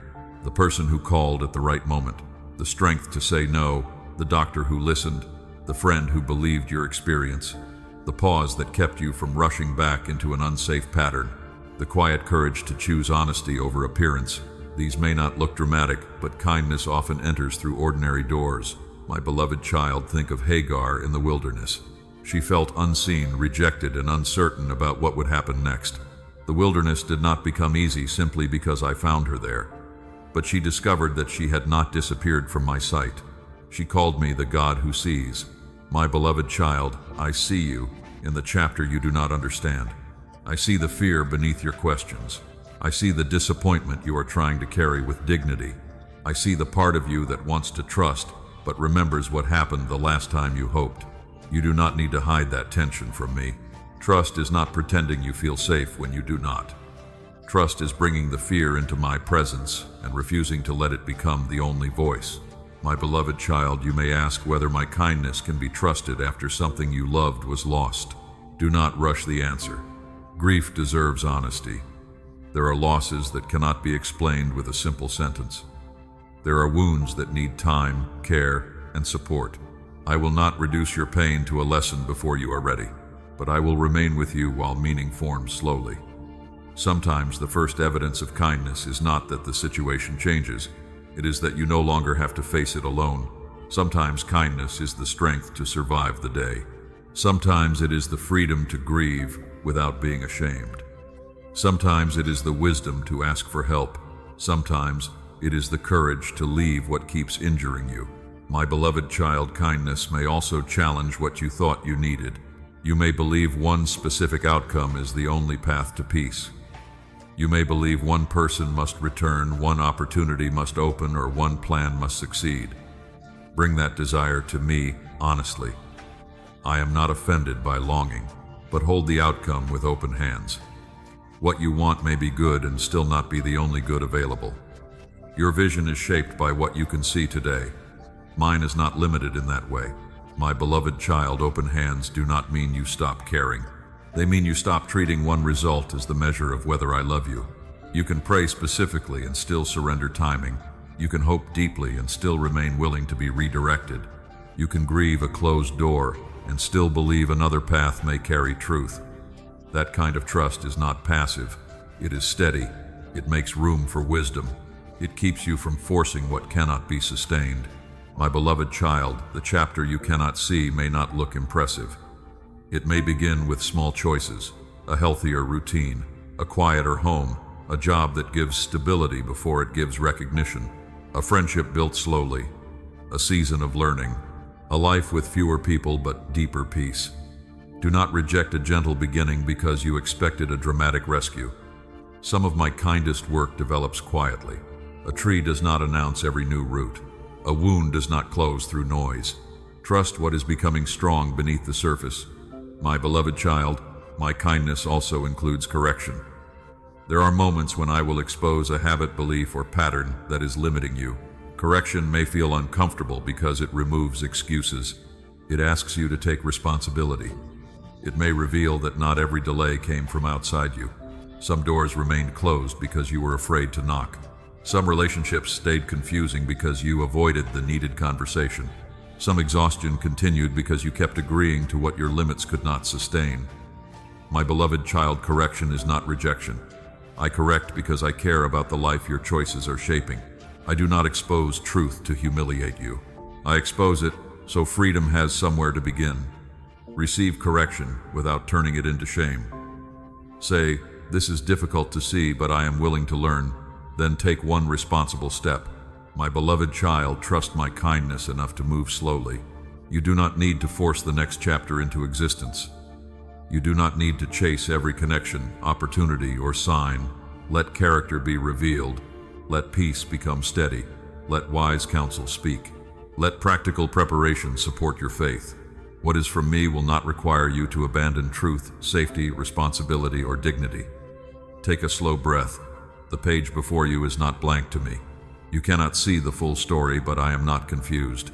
I am not careless with your future. I am not asking you to trust an outcome. I am asking you to trust my character while the outcome remains unfinished. My beloved child, my kindness may surprise you. It may come in a form you once overlooked. It may restore an old hope or lead you toward a different one. It may awaken something you buried because disappointment made dreaming feel unsafe. Stay close to me. It is time to pick up the dream and gift you buried. My beloved child, stay close to me. You have begun to trust my kindness in the chapter you cannot yet see. Now I want you to look toward something you buried when disappointment made hope feel dangerous. The dream, the gift, the part of you that came alive when you imagined what your life could offer. You did not bury it because it meant nothing. You buried it because it mattered. Then time passed. Doors remained closed. People misunderstood. The dream began to feel too costly to carry. So you placed it somewhere deep and told yourself you had become practical. My beloved child, practicality can be wise, but sometimes what you call maturity is grief that no longer wants to risk disappointment. You stopped speaking about the dream because naming it awakened pain. You stopped making room for the gift because survival demanded your attention. You told yourself it was too late, too small, too uncertain, or unrealistic, yet it continued returning. When you saw someone else using a gift that reminded you of your own, that return does not mean every old plan must be revived exactly as it was. Some dreams belong to a younger version of you. Some were shaped by the need for approval, recognition, escape, or proof. Some must change form before they can become healthy. My beloved child, I am not asking you to chase every desire because it once felt powerful. I am asking you to bring it back into the light. Let us examine it together. What part of the dream still carries love, service, truth, and purpose? What part was built around being admired? A buried dream cannot be discerned clearly. My beloved child, the gifts I place within people are not decorations. They are seeds of service. A gift becomes healthiest when it moves beyond proving your worth and begins blessing someone else. Perhaps you create words that help others feel understood. Perhaps you solve problems others struggle to untangle. Perhaps you teach, build, organize, listen, encourage, design, protect, lead, or care. The gift may look ordinary because it has lived in your hands for years, but what feels natural to you may become relief, clarity, beauty, or courage for someone else. My beloved child, do not compare the size of your gift with another person's platform. A lamp does not fail because it does not light an entire city. It fulfills its purpose by giving light where it has been placed. Use what you have with integrity in the space before you. Remember Bezalel, whom I filled with skill, wisdom, and understanding for work that served the community. His calling was expressed through craftsmanship. His hands became part of worship. My beloved child, sacred purpose is not limited to preaching, public leadership, or visible ministry. I can work through a careful plan, a repaired object, a prepared meal, a patient lesson, an honest story, or a business built with integrity. Do not divide your life into spiritual gifts and ordinary abilities, as though I am present in one but absent from the other. Bring the whole gift to me. Let me shape how it is used. My beloved child, picking up the dream does not mean rushing ahead. A dream placed back in your hands may first require preparation. You may need to learn, practice, save, ask questions, build slowly, seek guidance from someone with experience. Test the idea on a small scale. Faithful preparation is not lack of faith. It is respect for what has been entrusted to you. You do not need to announce the dream before it has roots. Some gifts become stronger away from public approval. Protect the early work without hiding forever. There is a difference between incubation and avoidance. Incubation prepares. Avoidance delays because exposure feels frightening. My beloved child, ask which one you are doing. You may fear that beginning again will make you look foolish. You may worry that people will ask why it took so long. Let them wonder. Your life does not need to follow a schedule that makes sense to everyone. Still remain honest about your responsibilities. Do not neglect your health, family, finances, or safety while chasing an idea. A dream from me will not require you to become careless with what I have placed in your care. Move with balance, create a plan, take one responsible step, then take another. My beloved child, the dream may need to become smaller before it becomes clearer. You imagined a large outcome. Perhaps the next faithful version is a class 1 page, 1 conversation, 1 customer, 1 hour of practice, or 1 act of service. Do not despise small beginnings. Large visions often become real through ordinary repetition. A writer returns to the page. Your gift becomes trustworthy through use. My beloved child, stop waiting to feel completely gifted before using the gift. Skill grows through faithful action. Confidence often follows practice. Clarity often appears while you are moving. You may begin imperfectly. That is not failure. It is the honest beginning of development. Remain teachable. Receive correction without letting it become shame. Change the plan when wisdom requires it. The dream is not more sacred than truth. If a path proves harmful, dishonest, or unsustainable, release. The form without assuming the deeper calling is lost. My beloved child, hold the dream with open hands. Say, I believe this desire may carry purpose, but I trust you to shape it. Say, I will prepare faithfully, without trying to force the outcome. Say, I will use what I have to serve, not to prove that I matter. Open hands allow me to redirect, refine, enlarge, or simplify what you imagined. Closed hands turn the dream into an idol. You do not need the dream to become real in order to become worthy. You are already loved. The dream is an invitation to participate, not a test of your value. My beloved child, there may be moments when disappointment returns, a rejection, a slow response, a comparison. Do not bury the gift again after one difficult day. Return to the reason you began. Return to service. Return to the small action within your control. Let the result remain in my hands. What you build may reach many people. It may reach a few. It may change form completely. Faithfulness is not measured only by scale. It is measured by honesty, love, stewardship, and obedience.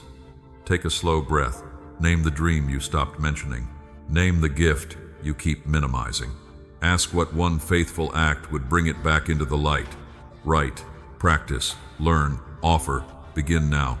My beloved child, pick it up gently, not with desperation, not with the demand that it repair every lost year. Carry it with gratitude. Carry it with wisdom. Carry it as something entrusted, not something owed. And as the gift begins to breathe again, another part of you may awaken with it. The part that remembers delight. The part that once laughed without fear.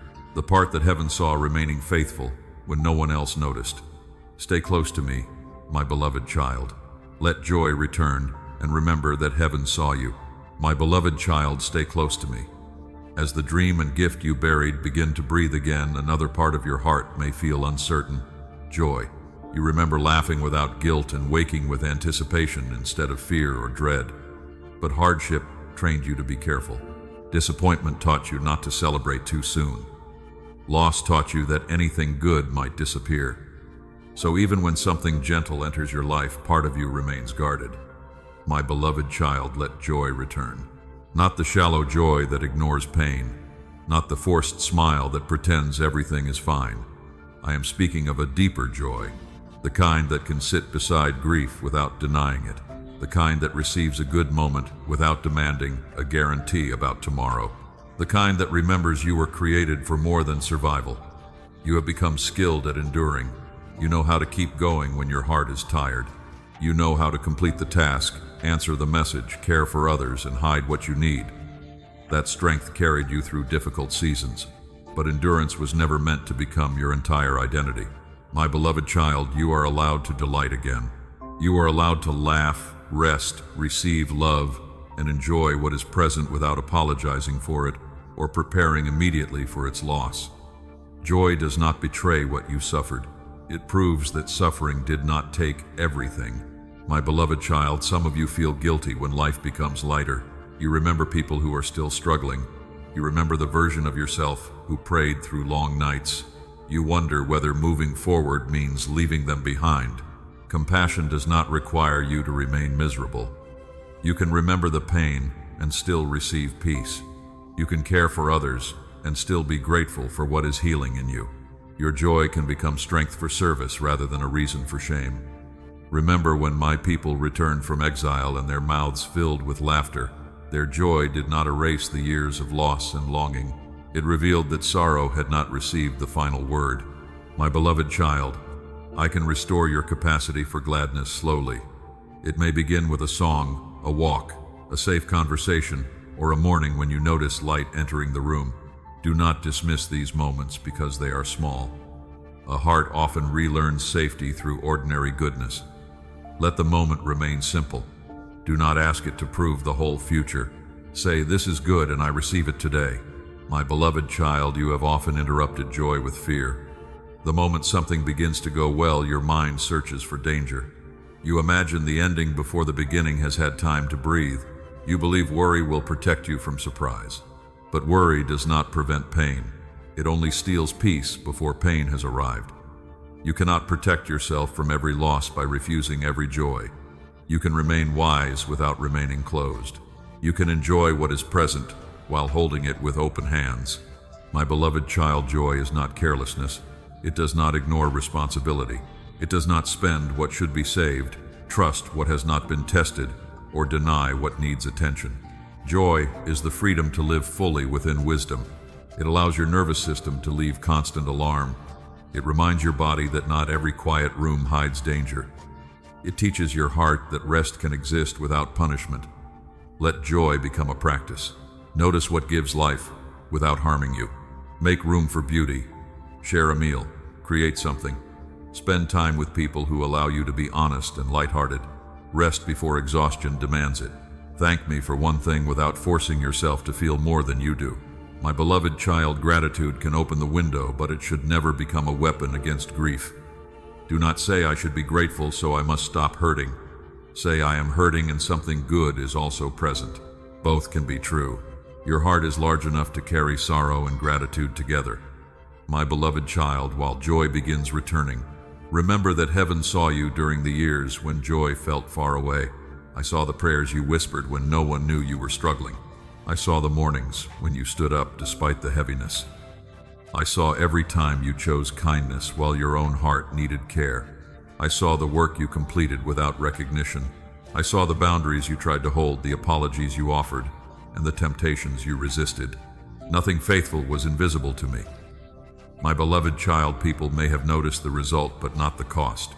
They may have assumed you were strong because you rarely explained how difficult it was. But heaven does not measure as people measure. I see the hidden decision to return to truth, the small act of obedience, the patience required to keep healing, and the faith that remained like a weak flame. Do not believe the hidden years were empty because they were not celebrated. Roots are rarely praised while they grow.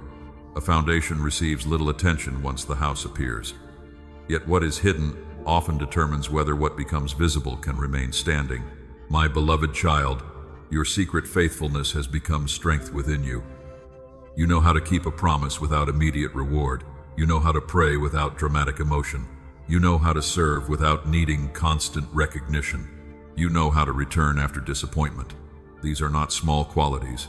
They are part of the foundation beneath the chapter ahead. Still, do not turn faithfulness into another demand to overwork. I did not see your endurance, so I could require endless endurance from you. I saw you so I could remind you that you were never abandoned. Now receive the rest, support, and joy that hidden faithfulness made room for. My beloved child, you are not beginning from nothing. You are beginning with wisdom gained through pain, with boundaries formed through experience, with compassion deepened through grief, with faith tested in silence, with a gift you are learning to carry openly. Let this knowledge steady you. You do not have to rush to prove that the new chapter has begun. You do not need to display every change. Let joy grow roots before you ask it to become visible fruit. Take a slow breath. Ask what simple joy you have been refusing because fear called it unsafe. Ask what good thing you can receive without apologizing. Ask what hidden act of faithfulness deserves to be acknowledged today. My beloved child, let joy return gently. Let laughter come without guilt. Let rest become part of obedience. Let gratitude sit beside honest grief. Remember that I saw you when no one else did. And now, as you prepare to move forward, one more weight must be addressed. The shame attached to your past will try to tell you that you are not allowed to enjoy what comes next. Stay close to me, my beloved child. Take the next step and release the shame of your past. My beloved child, stay close to me. Joy has begun returning, but shame may try to stand at the entrance of the next chapter. It will remind you of what you did, what you failed to do, and the moments you wish you could rewrite. It will say that because you made mistakes, you must remain close to the place where those mistakes happened. My beloved child, that is not repentance, that is captivity. Repentance tells the truth about what was wrong and turns toward a better way. Shame tells you that you are the wrong thing and that no better way is available. One leads toward responsibility, the other keeps you hiding. I am not asking you to deny the past. I am asking you to stop letting it become the only name you answer to. My beloved child, there are decisions you regret, words you spoke while angry, people you trusted without wisdom, moments when you remained silent because fear felt safer than honesty, opportunities you avoided, boundaries you did not protect, promises you made and could not keep. Some memories return without warning. You may be washing dishes, driving, working, or lying awake when the old scene begins playing again. You wonder how life might look if you had chosen differently. My beloved child, regret can teach you. But regret was never meant to become a room where you live forever. You cannot return to that moment with the understanding you have today. Ask what responsibility still belongs to you. Is there an apology to offer, a debt to repay, a pattern to change, a person who needs space because trust was damaged, a consequence you must accept without blaming someone else. Do that work honestly. Grace does not remove responsibility. Grace gives you enough courage to face responsibility without being destroyed by it. My beloved child, remember Zacchaeus after I entered his home. He did not use acceptance as an excuse to ignore the people he had harmed. Being seen by me awakened a willingness to repair, but he did not remain in the tree forever, watching life from a distance because shame said he was unworthy to come down. My beloved child, come down from the place where shame has kept you hiding. Let truth enter the room. Let responsibility become practical. Then let forgiveness become real. You have asked me to forgive you, yet you continue acting as though your punishment must last longer than my mercy. You repeat the accusation after I have invited you to walk forward. You believe that if you stop condemning yourself, you will stop taking the past seriously. But self-hatred is not proof of repentance. A changed life is. My beloved child, punishing yourself does not repair another person's pain. It does not restore lost time. It does not make you safer or wiser. It only consumes the strength you need to live differently now. Use that strength to become more honest, more patient, more responsible, more willing to listen, more careful with the trust of others. Let the lesson become visible in your choices. My beloved child, some shame came from things that were done to you, not things you did. You carried blame that belonged to someone else. You believed you should have known more, fought harder, left sooner, or prevented what happened. Be gentle with the person you were. They may have been frightened, dependent, young, confused, isolated, trying to survive with the understanding and resources available at the time. My beloved child, survival responses are not moral failures. You may still need healing support and wise help, but you do not need to carry another person's wrongdoing as your identity. Return the blame to where it belongs. Keep the wisdom. Release the false guilt. You may also feel shame because your life did not follow the timeline you expected. You believe you should be farther ahead, more successful, more healed, more certain. You look at the years behind you and call them wasted. My beloved child, do not measure your worth by speed. There are seasons when progress is visible. There are seasons when learning to breathe, ask for help, or remain alive to hope is meaningful progress. Your path may not impress everyone. It does not need to. I am more interested in truth than appearance. Take the next step from where you actually are, not from where you think you should have been. My beloved child, the next step may feel ordinary. Delete the message you keep rewriting. Tell the truth to someone safe. Return to the work you abandoned. Make the appointment. Admit what you cannot repair alone. Stop visiting the place that strengthens the old pattern. Do not wait for shame to disappear before acting. Shame often weakens after you begin living in agreement with truth. The step becomes evidence that the past is no longer making every decision. My beloved child, there may be people who continue defining you by who you were. They may question whether you have changed. They may not trust your words yet. Do not demand immediate belief. Let consistent action speak over time. Respect the boundaries of those you hurt. Do not use forgiveness language to pressure them into closeness. You can accept that someone needs distance and still continue becoming healthier. Their timeline for trust does not determine whether your repentance is sincere. Your responsibility is to remain honest, patient, and consistent. My beloved child, forgiveness also includes releasing the fantasy that you can create a perfect explanation for the past. Some choices were complicated. Some wounds influenced how you reacted. Context can bring understanding, but it should not become an excuse. Say, this helps me understand why I acted that way, and I am still responsible for what I choose now. That sentence holds compassion and truth together. You need both. Truth without compassion becomes cruelty. Compassion without truth becomes avoidance. My beloved child, I am teaching you a better way. Face the past without becoming trapped there. Receive mercy without becoming careless.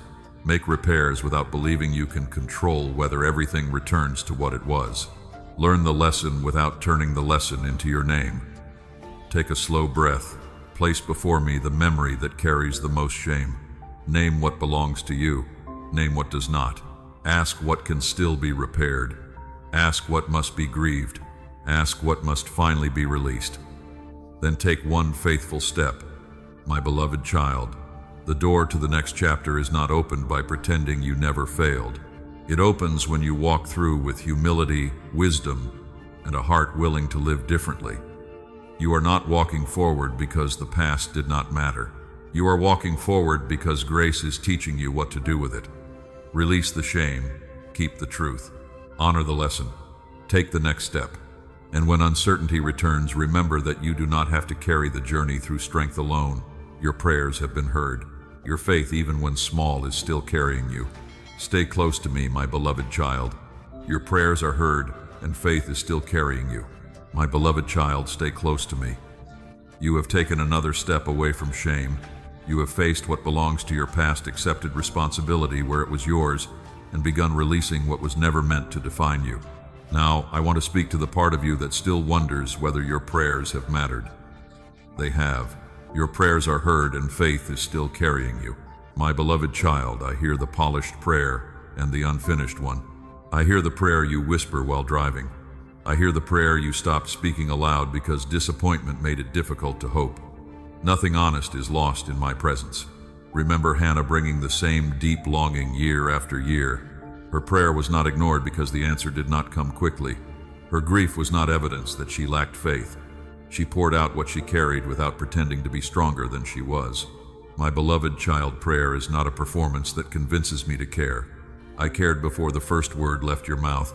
Prayer is the place where you stop carrying the whole burden alone. You have sometimes treated prayer like a negotiation. You believed that if you used the right words, behaved well enough, or showed enough faith, you could secure the outcome you wanted. But I am not a distant judge waiting for a perfect argument. I am your Father. Bring me the desire clearly. Bring me the disappointment clearly. Then let prayer become relationship rather than pressure. Say, I trust you to remain good even if the answer takes a different form. My beloved child, that last sentence can feel frightening. You may fear that surrender means preparing to lose what matters. Surrender is not pretending you no longer care. It is refusing to make one outcome the condition of your peace. You can pray for restoration and still accept that another person has choices you cannot control. You can pray for healing and still seek medical care, rest support, and wise guidance. You can pray for provision and still make a budget, ask for help, apply, learn, and act responsibly. Prayer does not replace faithful action. Prayer gives faithful action a place to begin. My beloved child, faith is not certainty about what will happen next. Faith is trust in who I am, while what happens next remains uncertain. You have sometimes believed that strong faith should remove every question. Faith can say, I believe, and I still need help with the part of me that is afraid. Remember the father who brought his child to me. He did not hide the conflict inside his heart. He brought belief and unbelief together. I did not reject him for being honest. My beloved child, bring me what you have. Do not wait until your faith feels impressive.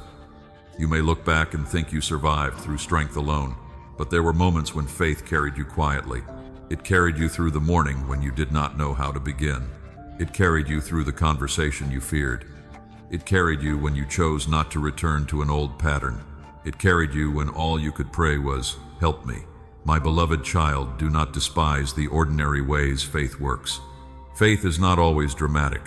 Sometimes it looks like taking medicine as directed. Sometimes it looks like attending the appointment. Sometimes it looks like asking someone trustworthy to sit with you.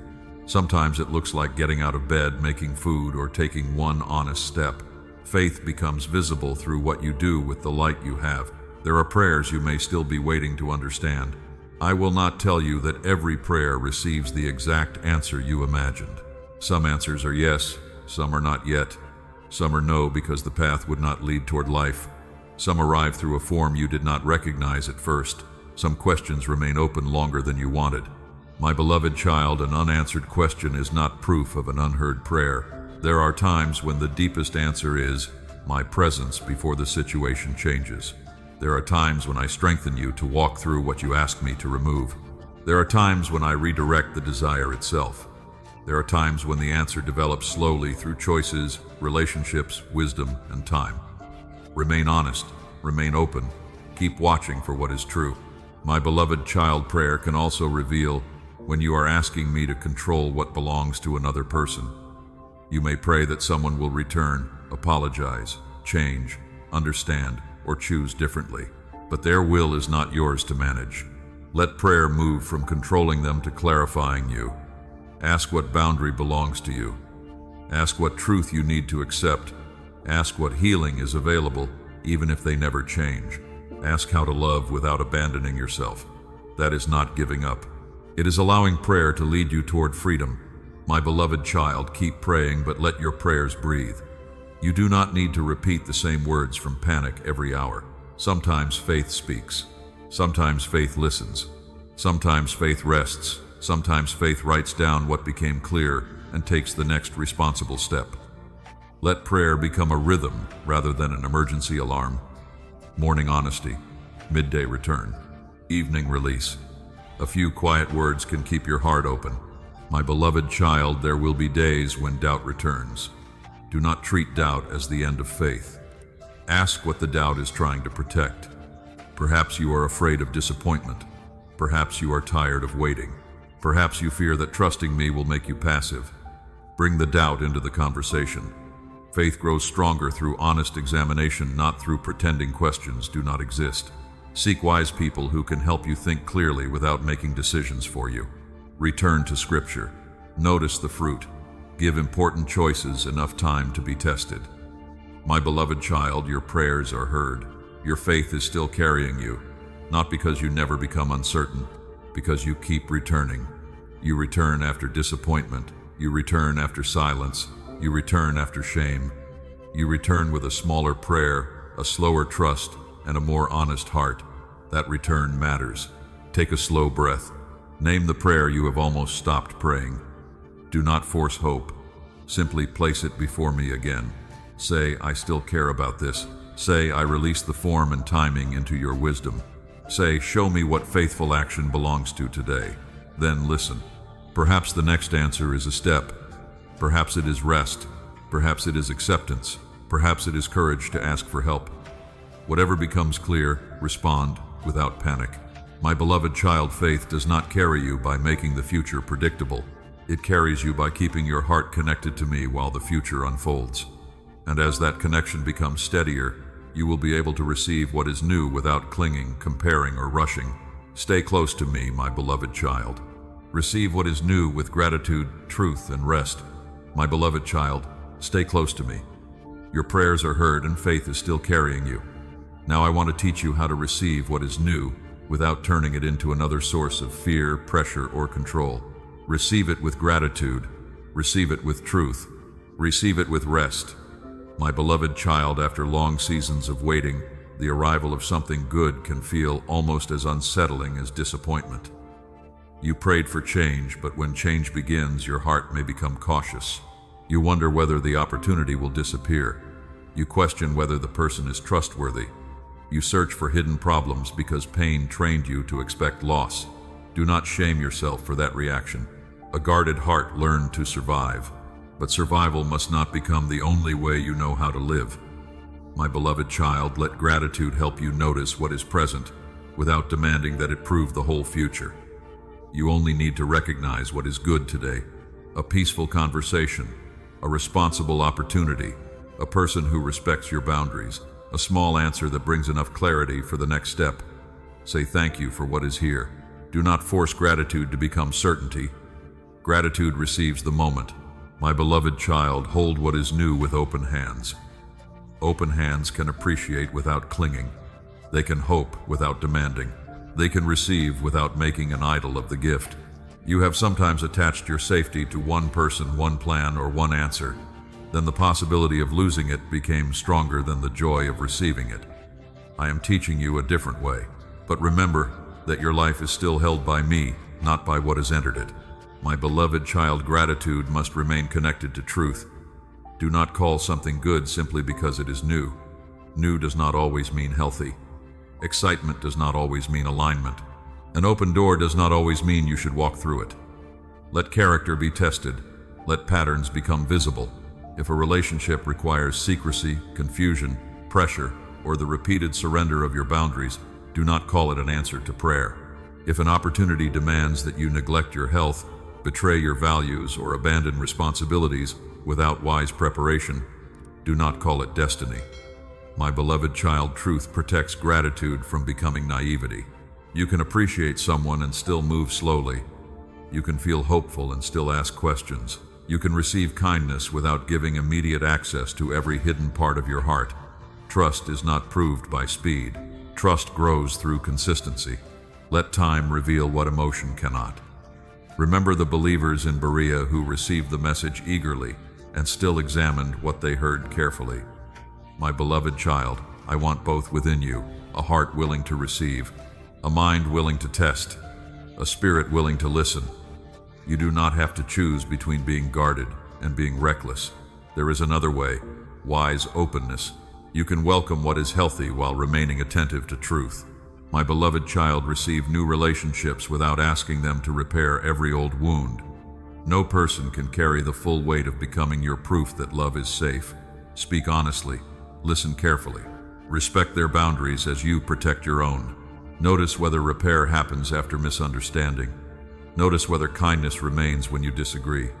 Notice whether you can be truthful without fear of punishment.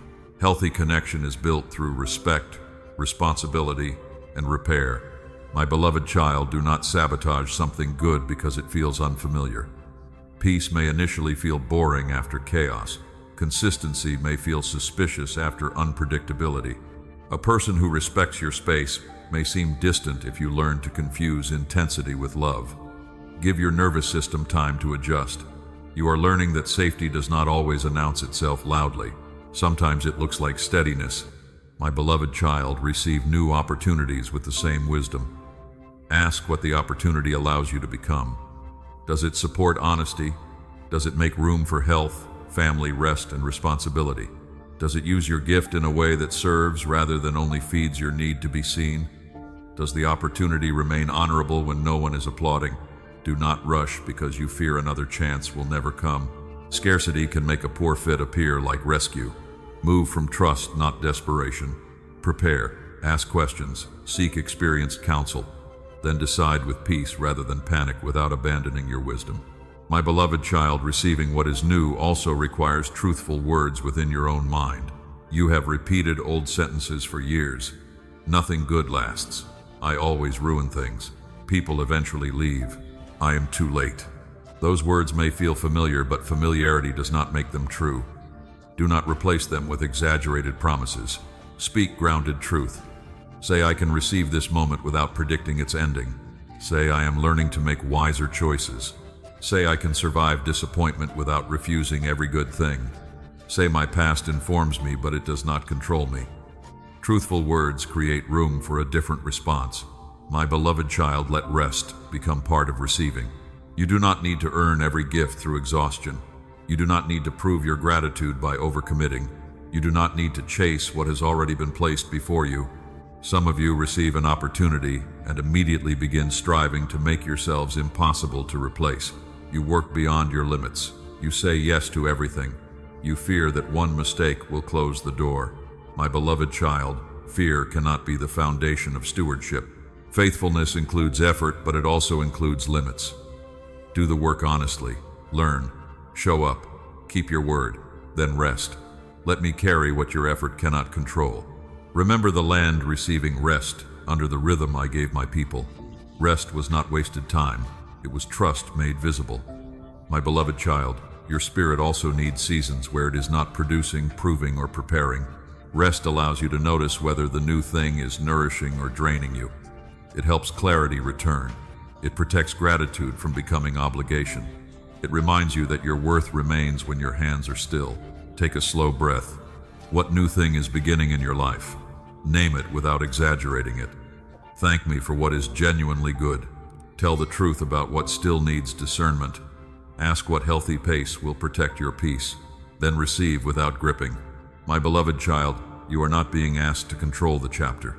You are being invited to enter it awake, grateful enough to notice grace, truthful enough to recognize what is unhealthy, rested enough to hear wisdom, open enough to receive love, purpose, and connection without making them responsible for your identity. The door has been before you throughout this journey. You heard me knocking through the stirring. You recognized what had ended. You released what could not continue. You faced fear, shame, silence, and exhaustion. Now your hand is near the handle. Stay close to me, my beloved child. Open the door, rise, and walk into the life I am writing. My beloved child, stay close to me. You have learned to receive what is new with gratitude, truth, and rest. You have listened through the stirring. You have released what ended. You have faced fear, shame, silence, exhaustion, disappointment, and the places where you disappeared. Now your hand is near the handle. Open the door, not because you understand everything, not because every question has been answered. Open it because you finally know who is standing on the other side. I have not been knocking to frighten you. I have not come to threaten you with rejection. I have been knocking because love refuses to remain outside while you carry everything alone. My beloved child, I will not force the door. Love does not break into the heart. Love waits. Love speaks gently. Love gives you room to choose. You may still feel afraid. Your hand may tremble.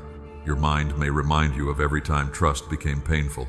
But courage does not require a steady hand. It requires an honest one. Place your hand on the handle. Say, I am willing to let truth enter. Say, I am willing to stop hiding. Say, I am willing to walk with you even when I cannot see the whole road. My beloved child, opening the door does not mean every problem disappears. It means you stop facing every problem as though you are alone.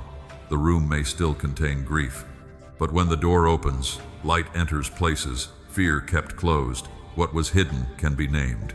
What was heavy can be shared. What was confusing can be examined without panic. My beloved child, remember the disciples behind locked doors after the crucifixion. Fear had gathered them into a closed room. They did not know what the future held. Then I stood among them and spoke peace. I did not begin with accusation. I began with peace. My beloved child, that is how I enter your fear, not with humiliation, not with pressure, with peace that tells you the locked room is not the end of the story. My beloved child, rise now. Rise does not mean pretending you were never wounded. It means refusing to remain defined by the place where you fell. Rise with the scars. Rise with the lessons. Rise with the wisdom you paid for through tears. Rise without making pain your identity. You are not only the person who was hurt, you are also the person who learned to tell the truth. The person who discovered that peace cannot be built on self-betrayal. The person who knows how to return after doubt. The person who can carry compassion without carrying everyone. My beloved child, stand slowly if you must. There is no shame in needing support. Reach for a trusted hand. Use the resources available. Seek wise counsel. Receive medical, emotional, spiritual, or practical help where it is needed. Rising is not always a private miracle. Sometimes it happens because someone safe stands beside you while your strength returns. Let yourself be helped. My beloved child, walk into the life I am writing. Do not walk as though the next chapter has already been fully explained. Walk attentively. Walk prayerfully. Walk with the willingness to adjust when truth becomes clearer. The life I am writing is not a life without difficulty. It is a life no longer governed by fear. It is a life where love does not require your disappearance. It is a life where rest is part of faithfulness. It is a life where your gift serves without becoming your proof of worth. It is a life where disappointment can hurt without becoming the author. My beloved child, do not rush to make the new chapter impressive. Let it become honest first. Perhaps it begins with a quieter schedule, a healthier boundary, a conversation that tells the truth, a small act of courage, a return to the dream without forcing its outcome, a relationship that grows through consistency instead of intensity, a morning when you choose peace before reaching for noise. These beginnings may not look dramatic. They may still be sacred. A doorway is crossed, to an ordinary step. My beloved child, leave the old chapter with gratitude where gratitude is possible. Thank it for what it taught. Grieve what it took. Name what was harmful. Keep the wisdom. Do not carry bitterness as proof that you learned. Bitterness keeps the old room alive within you. Release the need to make everyone understand why you changed. Some people may misunderstand. Some may prefer the version of you who had no boundaries. Some may call your healing distance. Let your consistent life speak. You do not need to argue your way into freedom. My beloved child, do not look back only because the new road feels unfamiliar. Familiarity can feel like safety even when it was slowly draining you. When loneliness speaks, do not immediately return to what harmed you. Pause, pray, call someone safe. Remember why the door closed. Remember who you became while waiting. Remember who I say you are, chosen, loved, called, known, held. My beloved child, carry these truths into every room. When fear says you are not ready, remember that readiness often begins with willingness. When shame says you are disqualified, remember that repentance leads forward. When silence makes you question my presence, remember the roots formed in quiet. When exhaustion returns, remember that rest is not failure. When hope feels dangerous, remember that open hands can desire without controlling. When joy appears, receive it without guilt. When the next step is unclear, return to prayer, wisdom, truth, and patient discernment. My beloved child, I am not promising that every desire will unfold exactly as you imagined. I am promising that you do not have to walk through uncertainty without me. I will meet you in the ordinary day, in the unanswered question, in the responsible decision, in the boundary that protects peace, in the work that requires patience, in the grief that returns unexpectedly, in the laughter that surprises you. I will be there. My beloved child, the knocking was never meant to become background noise. It was an invitation to stop living divided, an invitation to bring every locked room into the light, an invitation to receive love without earning it, an invitation to rise without denying what happened, an invitation to walk forward without demanding the whole map. The door is before you, the handle is within your reach. You do not need a perfect yes. A quiet yes is enough. A trembling yes is enough. An honest yes is enough. Open the door. Let peace enter. Let truth enter. Let love enter. Then rise. Take the next faithful step. Walk into the life I am still writing with you.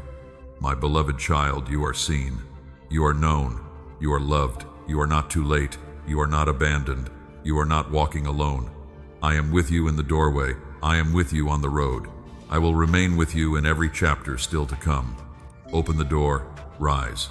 Come with me.